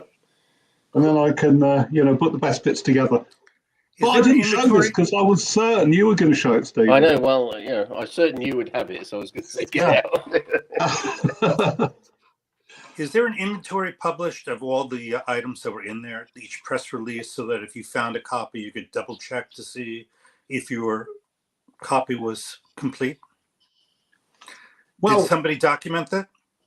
I assume it's complete because there's a lot of stuff. I mean, I think there's 13 bits to it or something like that. Yeah. Amazing. What a production feat when you think about it. Yeah. But, a delivery note for some fireworks. I mean, do you really need that? Yeah. Ephemera. We need it today. Yeah. Everything has to have a receipt. Yeah. So that's been an interesting. We've had some great live albums. I mean, yes, a lot of people don't like live albums. I love live albums. I've got a pile of CDs here. Sonically, they're kind of challenged, right? I mean, there's have you got some to show, Nick? You got some to show, some? Yeah. Oh, good. Sorry, mate. Oops. Considering I'm going out to a gig with a live concert tomorrow, I don't know. Right, I'll make you big. It's all yours then. They're just CDs, that's all. That's all right. That's right. I mean, it's a very big topic, isn't it, for a topic? Makes a change. Yeah. 30th anniversary tour. Free with one of the Sunday rags. Yeah. The specials. Sunday Times. They did get some good CDs for the newspapers. Yeah, well, this is more or less the greatest hits type affair, but done live. I wouldn't say there's anything, if you pardon the pun, there's nothing really anything special about it. Huh. Get it? If you're a collector and you collect the specials, and you'll probably want that. Another one free with the Sunday rags. Oh, yeah. I've been listening to this one in the car for most of the week. Get one week, get the other one next week.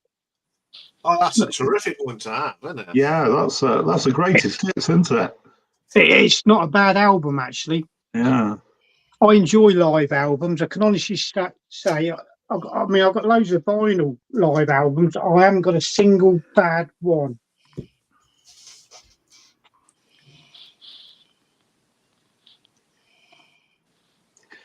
Yeah. If you want a good rocking, stomping live album, this is it. Yeah. Hand clapping, foot stomping, thigh slapping. This is bloody fantastic. Well, really I don't have any this Slade one. in my collection, so if I get a Slade record, I'll get that one. Shame on you, sir. Yeah. Well, you gave me a copy of that when you came up to Leeds, didn't you? I did, mate. Yeah. Yeah, I've got a copy of that. Wow, it's great. It is. It's just. It is a damn good album. Damn good album. This one I'm not sure about. I've not played this one for years. Nirvana, From the Muddy Banks to the Wish Car. Is it live? Right, I can't remember. I've got a feeling it is. It's semi-live anyway. Yeah. I think that is I'm not sure. Like I say, I've not played it for donkey's years. Metallica, S&M. That is a brilliant album. I love it. It's, the orchestra are brilliant on that. They did a second. Oh, it's fantastic, isn't it, mate? Yeah. No Leaf Clover. Absolutely adore that tune. Yeah, and it's brilliant with the orchestra. They had a lot of fun. I've seen the DVD. The orchestra had a lot of fun. Yeah. They're used to playing all this classical stuff, and they get up on stage and rock with Metallica. You can't get any better, can you? No, no, it's full of blood, sweat, tears. Fantastic. Like I say, No Leaf Clover. Absolutely adore that song. I don't know if this has been shown already. Oh, No, but I'll tell you what, that's one of my favourite Nirvana live albums. Yeah. The only one of them I've got on vinyl is Nevermind. But this one to get on vinyl, I think, is quite a bit. Cracking album. Didn't it get a reissue recently, last sort of 2 or 3 years? I don't know, there's bound to be reissues out there, but Yeah. the Meteors live. It's a double album. One of these discs is recorded on tour in Britain, and the other one is recorded in mainland Europe. But you bear with me a few seconds. The inner liner notes sort of fold out into like a poster type affair. That's quite cool. Yeah, that's good. Oh, that's clever. Yeah. Excellent. Only the Meteors are pure psychobilly.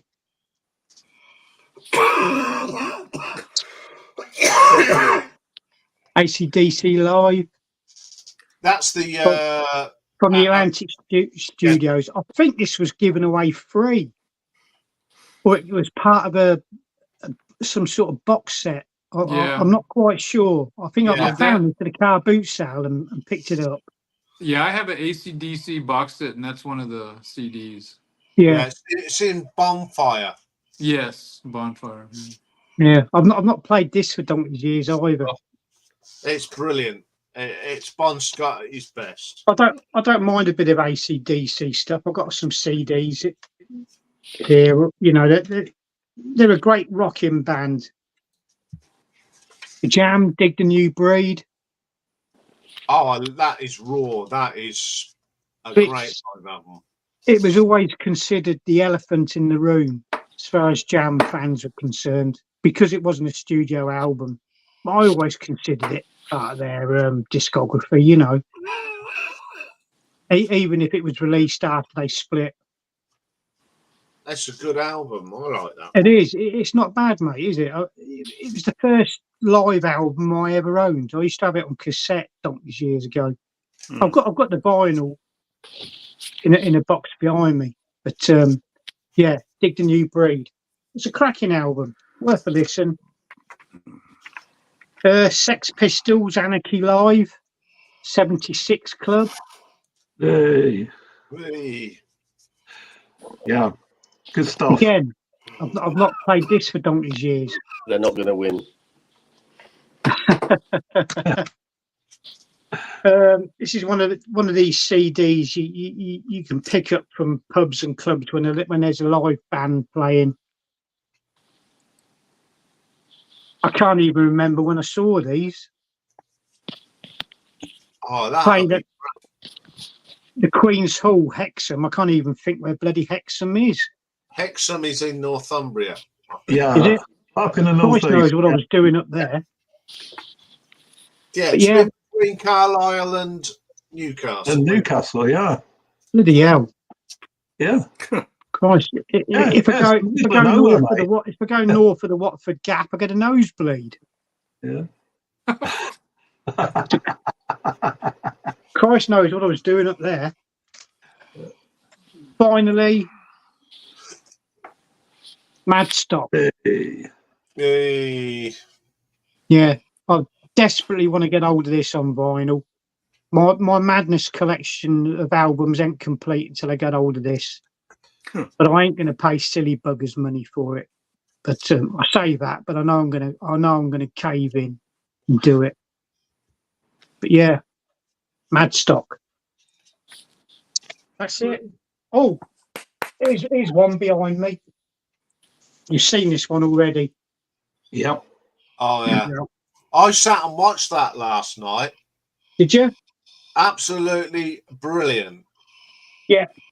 Played it through It played it through the cinema sound as well. Cracking. Yeah. I just love how raw it is, and okay, the filming's not great, but it's just got No, it was filmed in a certain way. I forget what the terminology is, but it was made to look as if you were there on stage with the band bouncing it away and jumping up and down. Yeah, it was fantastic. I thoroughly enjoyed that. Yeah. Yeah, so Jimmy, if you haven't watched it, watch it. You'll love it. Yeah, it's saved in my YouTube watch list, so I've got it ready to go. I will watch it over the weekend. Yeah, thoroughly enjoyed it. Got to watch Right, it I'm just going to do something. Michael said he hasn't got anything by Slade. Now, I recommend this. It's a CD, but I recommend this. All the World's a Stage. Oh, yeah. Yeah, this is brilliant. You get, these are the CDs you get. You get the classic Slade Alive, one of the best live albums. You get the On Stage, the reunion gig when they stood in for Ozzy at Reading. Then you get a gig that they did as a warm-up gig at the Hucknall Miners Welfare Club. And it's the full set, and then live at the Victoria, and you get a lovely little booklet, and it's got one of the best pictures of Slade on stage. That the Victoria one that was recently released, wasn't it, on coloured vinyl? Yeah, it has. But Michael, you can get this on Amazon, Michael, and I recommend it to any person that wants a bit of Slade in their life. Yeah. Remember, Slade for life, not just for Christmas. Yes. I'll remember.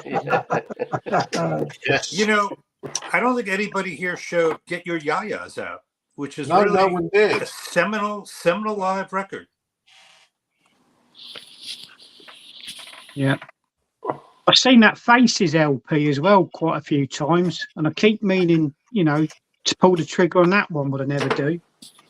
I don't think they have a live record besides that one. Yeah, I mean, I had some, as I said earlier, I had some VCLT from Simon. If you're watching, Simon, thank you very much, mate. I had 3 Doors live. I've watched one of them, and it's got a couple of concerts and TV shows. Yes, you're absolutely right, Darren. That's live. But also got some Bob Dylan, which is fantastic as well. So yeah, I mean, I've had some great stuff from this is one of the ones that I had from Bob Dylan. I'll show it again. World Tours 66 to 74. I've watched that. It's absolutely brilliant. I mean, this is the that's the Doors one that I watched live in Europe. Light My Fire, Love Me 2 Times, Backdoor Man, Spanish Caravan, Hello, I Love You. When the Music's Over, Unknown Soldier, Light My Fire live, 5 to 1, an Alabama Song. Absolutely at their best. Play it loud and play it proud. So yeah, it's what's Stevie got there?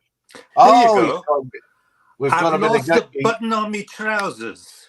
You don't want me to lose the button Stevie, on me trousers, do lost you? Okay, show it again. Sorry, Charlie's good tonight, isn't he? Yes. There's the track listing for you. Brilliant. The version of Midnight Rambler on there. It's probably got to be one of the best versions of that song you'll ever.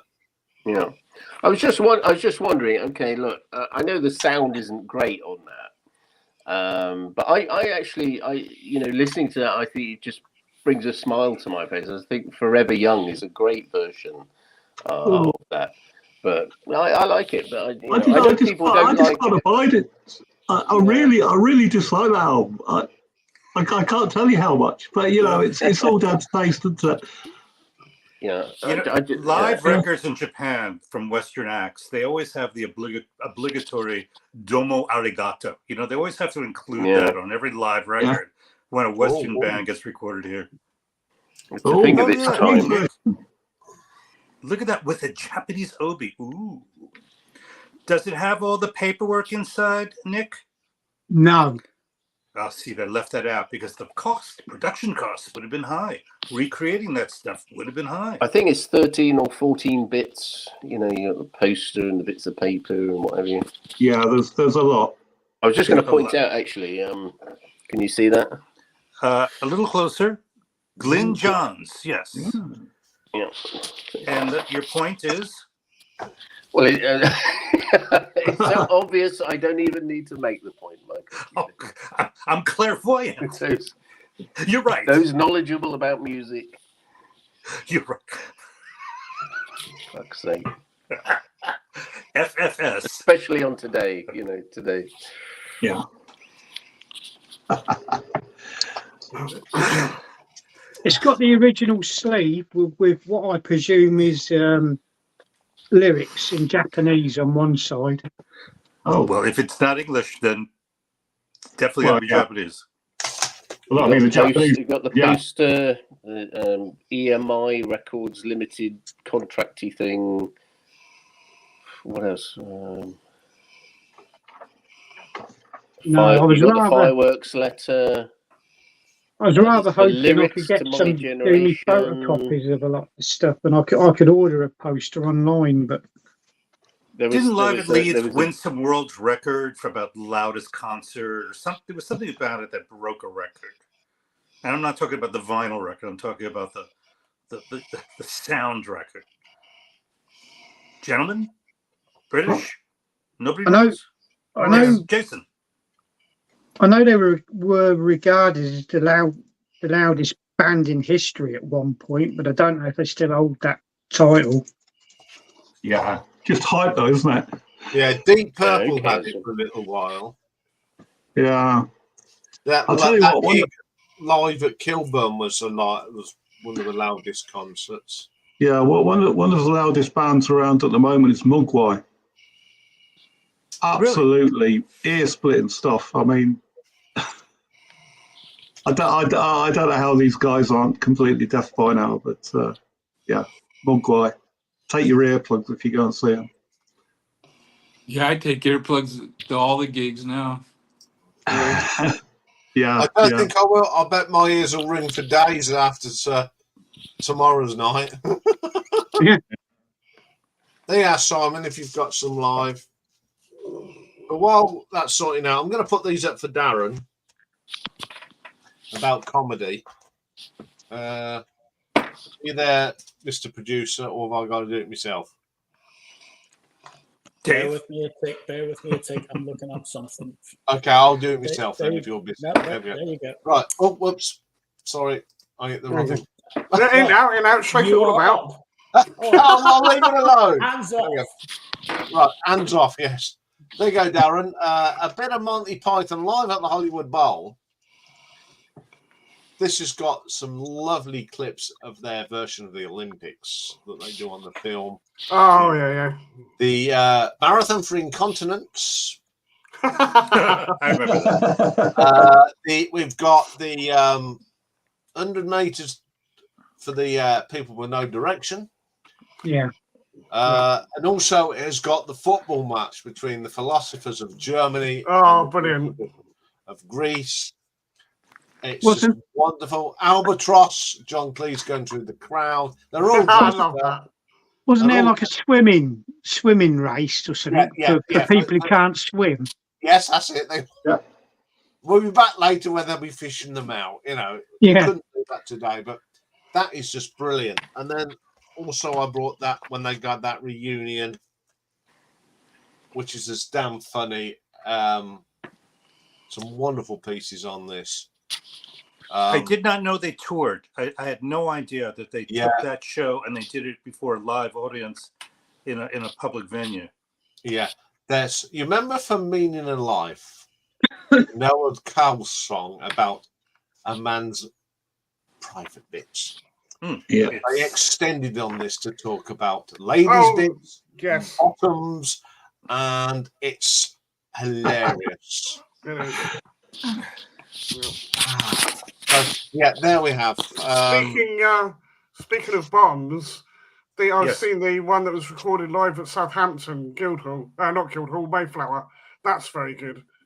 I know it's not music or anything, but for a live comedy, very Yeah. good. I've got on my iPod, because a friend of mine had them all and he put them on for me. I've got both Drury Lane on there and another one that was done. I can't remember where it was done, but it's an American version of like Drury Lane. So Monty Python Live. Hollywood Bowl. No, it's not Hollywood Bowl. I think it was done at some civic centre. All I know, it starts off with the llamas. I'd like to get a Sharpie and put 2 dots on Nick's head right now behind his lenses. Yeah. Testicle with glasses, isn't it? And a smiley face. Anyway, well, I'm sure next week we will give a full report of our wonderful gig that we're going to. Indeed. Indeed. And I'm sure Nick will be at the front. Yes. I'm going to dig my binoculars out. Apparently, don't wear anything that's because they do throw soap around. Apparently. Oh right, okay. Oh. Yeah, I've seen clips. I saw a clip the other night, and there's soap suds everywhere. You guys going to a soap land? Are you going to a soap land? We're going to. They're called the Soap Girls. Yes. Yeah. Well, It's basically soft corner music. Yeah, it's a night for a musical night for perverts. Have you seen the video, Stevie? Yes, I have. I watched some. I watched some the other day. Yeah. They sound good though, don't they, Mike? They. Yeah. To be fair, they are a proper band. But you know, I think their appeal lies somewhere else, though. Yeah. Right. They won't be the last, and they certainly weren't the first. No. No, there's one clip I saw of them. Will we be getting a live clip? You know, some live footage. I'll try. I'll try my very best. Okay. Yeah. It all depends on how they're dressed. Yes, it depends how they're dressed. Yeah. And we want to see Nick covered in soap. If Nick gets covered in soap, there will be bits on there. Yeah. What was I saying? Yeah, there was a clip of them, and this girl got on stage dancing topless with them as well. She didn't care. She was. Sounds like a soap land. Yeah. Make sure you take a shower cap. Yeah. Well, I might just, as Nick said, take a loaf. Yeah. So yeah, so that's all happening tomorrow. I think it's time to hold up a live album. Yes. So many to choose from. So many. Which one I'm going to go? Hang on I'm a going to minute. go with that one. Good choice, Jay. We've got it around the right way this time. Yes, you've got it the right way around. Yeah, you did. Not like the other week. Richie's going to come with a great one. There's some great stuff there. Thank you very much. 3, 2, 1. I saw the Coliseum album the other day, but it was far too expensive. Yeah. Anyway, I'm gonna end this now. First, Do you want to remind everybody about the semi-final or whatever? Oh, you can if you like. What? I don't work here. Ladies and gentlemen, do not forget to vote in the most exciting semi-final of the most exciting competition there has ever been on a live stream. Oh no, we've got someone to add to the stage. Yeah. Oh, right. Okay. Sorry. Simon. So Simon, we're not going to end now. We might have to do another cover thing because if he's got some live stuff to show. thing. So anyway, Stevie, carry on with your promotion while Simon gets ready. I'll make you big for it. On behalf of Iain Ranking the Obscure, we bring you this week, and this week only, the semi-final, the first of the two semi-finals. And this week it's between The Who's seminal album, Who's Next, the second greatest album of all time, and who's the other one? The Colour of Spring. The Colour of Spring by Talk Talk, a very fine album, a very fine band, and a very fine album indeed, probably their best. So follow the link. Where will the link be, Ian, if we remind the viewers where Right, the I link can will remind you where the be, link if you is. can find it. Yes, it's in the and it'll be underneath this. You could be underneath tab. this in your community page. You may, if it's a day or two, you might have to scroll down about a mile. Yes, but it'll be there. Also, as from tomorrow, when I put the what's on next week, it'll be on there. So there's plenty of places to find it. So don't forget to vote, folks. And when is the next one? The next one is next week as well. yes, So Sex Pistols against Sergeant Pepper. the Beatles. So two semi-finals. But go and vote on this one. You know who to vote for. Thank you. There we go. Thank you very much, Stephen, for your promotional. We're just going to wait for Simon. Evening, Simon. And I've said it again, but thank you very much for that box of goodies. We can't hear you. Soundless and flagless. Yes. While he's unmuting himself, I wanted to ask Michael Ricefields. You've got a very expensive picture behind you. He can't even hear you. He can't even hear either. Jesus. We're doing well here, aren't we? Yeah. Show's taking a dive, isn't it? Can you hear us, Michael? Can you hear me, there Michael? he is. I can hear you just fine. I had to While get some Simon coffee. is setting up, I just want to ask you, you've got an extraordinarily expensive picture behind you. It's one of the original first ever portraits of William Shakespeare. Is that right? Actually, it's Jesus Christ. What's that? Blimey. Jesus Christ. By What's happened to Kyle Simon? Ransom. It's Are disappeared. you sure? It does look like William. I'm convinced it's Jesus. Well, it could be Shakespeare. Yeah. Maybe they're one in the same. Who knows? Maybe. Well, But thank you. I don't know what's happened to We've never seen Simon, each but he's other disappeared. Yeah, I don't want to knock it down. But you can see. I'll move out of the way. Yeah. Maybe get a close up. You know, I noticed that the other day, and I thought that must be worth a few bob. No, very inexpensive. It's on wood. Oh, San Francisco artist who's also, he had a show at Adobe Books on 16th Street in the Mission. yeah. Look at that detail. Look at that. This guy, what a hand. Actually, What a that is hand. pretty good, isn't it? Yeah. What a Yeah. hand. Yeah. What a hand. Now, you And should look have at used this. that for the It's on a thumbnail. piece of, look at that. It's a piece of plywood. Amazing. Just painted wood. What artists will do these days with just what they can find is just an amazing Yeah, thing. the artists struggling with their materials. Yeah. Yeah. I Let don't know me what's show happened you to one- Simon. He's disappeared. Let me show you something else. This is by Alice Tippett, who's a Chicago artist. Look at that. This is paint. This is all done by hand. I don't know how she does it. Just the simplest. Look at that. Now, let me guess the title of this one. Is it called You? It's called Yes and No. Yes and No. Of course it is. Of course. Yes and no. You see that? Yeah, I can see it now. Yeah. Yeah. Yeah. No. Yeah. Really, this is an early piece by her. And I love getting early work by people. That's Like the debut records. Huh? that's so difficult though to get that circle's absolutely perfect. It really is amazing. The thing is phenomenal. Yeah. Anyway, Simon, have you got technical problems because you've disappeared? Well, I'm going to take off myself.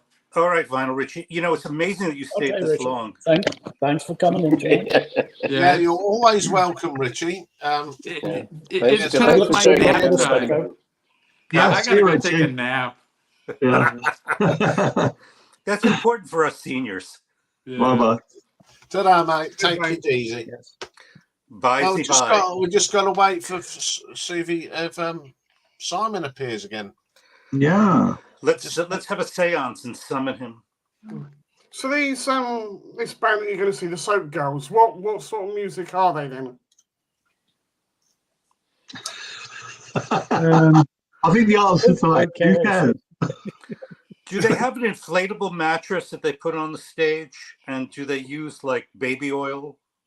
No, it's not that. It's not I that kind would of show, say Michael. they're post-punk. I see. Okay. Jimmy, Post-punk you've been with awfully bikinis. quiet. I have a question for you, Jimmy Barnes. Yeah. Are you going to be hosting the Rachel's Ghost Show when Rachel goes to Seattle? I heard that you offered to do that. Do what now? I said I'd host it, but that she needs to send me all the login details. So. I'm sure she will. Yeah.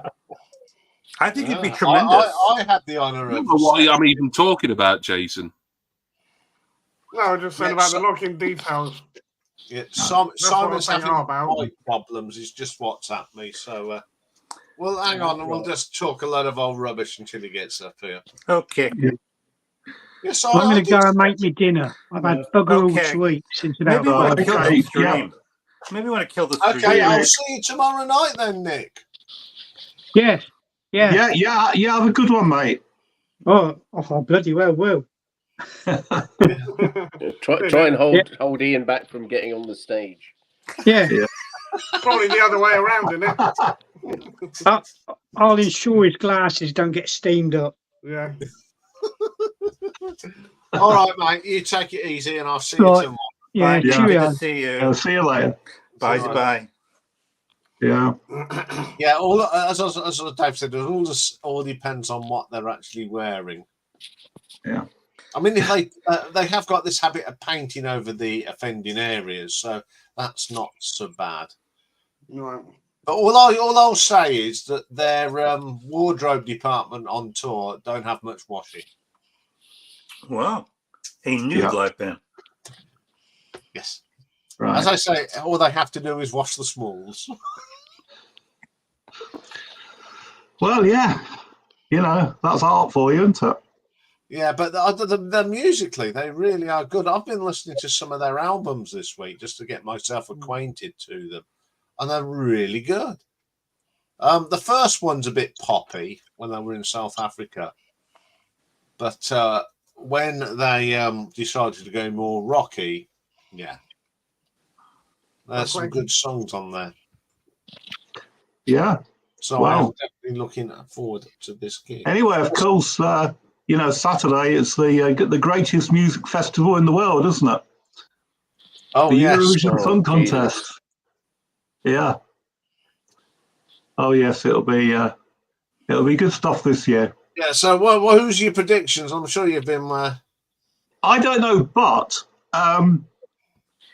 you know Ireland. It's normally some sort of sickly ballad that they come up with. Some absolutely dire stuff. Johnny Logan. I mean, epitomizes what's wrong with music, as far as I'm concerned. But this year, it's this young woman, and I mean, basically, her performance is not really so much a song as a sort of a gothic horror show. Okay. It's absolutely brilliant. And Finland are great. Mr. Windows 95 man, it is absolutely hilarious. But yeah, if you watch Eurovision in the, I don't want to know the results, thanks, Dave. Oh.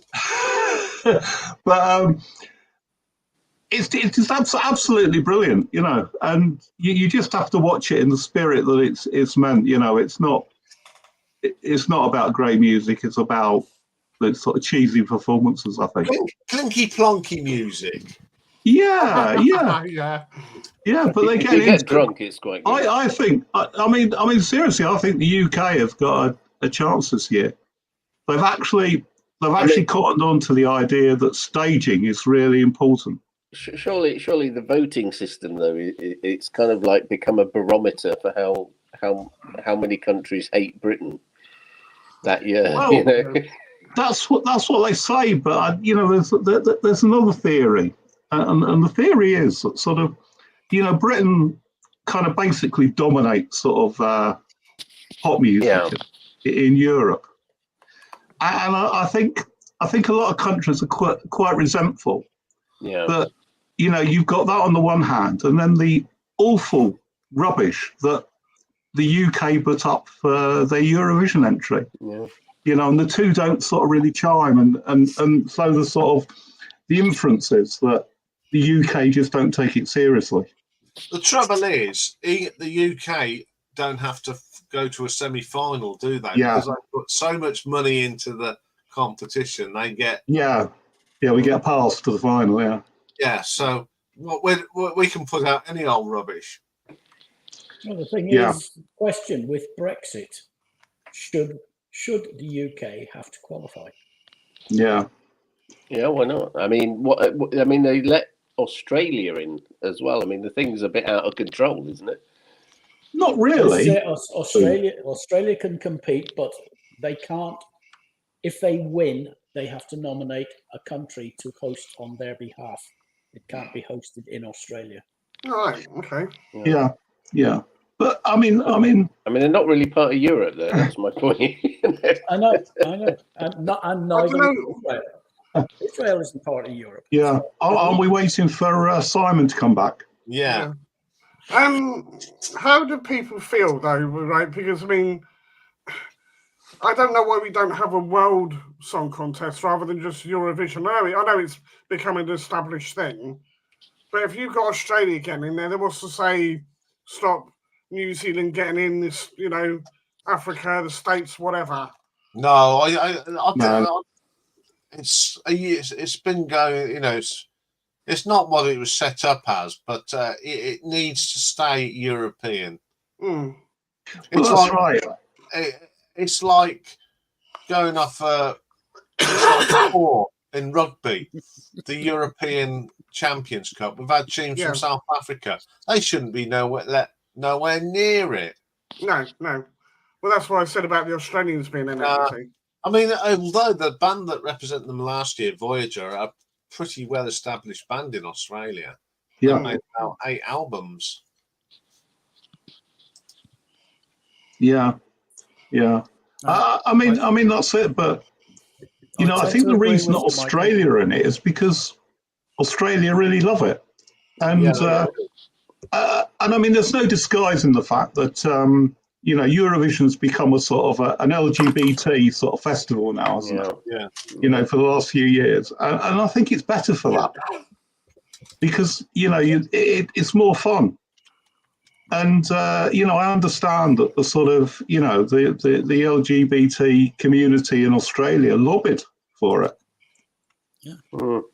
to be allowed in, and I think that's okay because I think Australia sort of their musical sensibilities are sort of not so far away from Australia, not so far away from Europe as maybe sort of USA are. Okay, I've just had a message from Simon. He can't do it. Okay. We'll wrap up. So I'll say thank you to Nick, who's gone, and Richie. I'll just thank my wonderful guests tonight, Jason, Jimmy, Michael, Stevie, and Mike. And we will see you all next week. So bye. Have fun. Bye. See you then. Bye. Bye. Take care. Bye.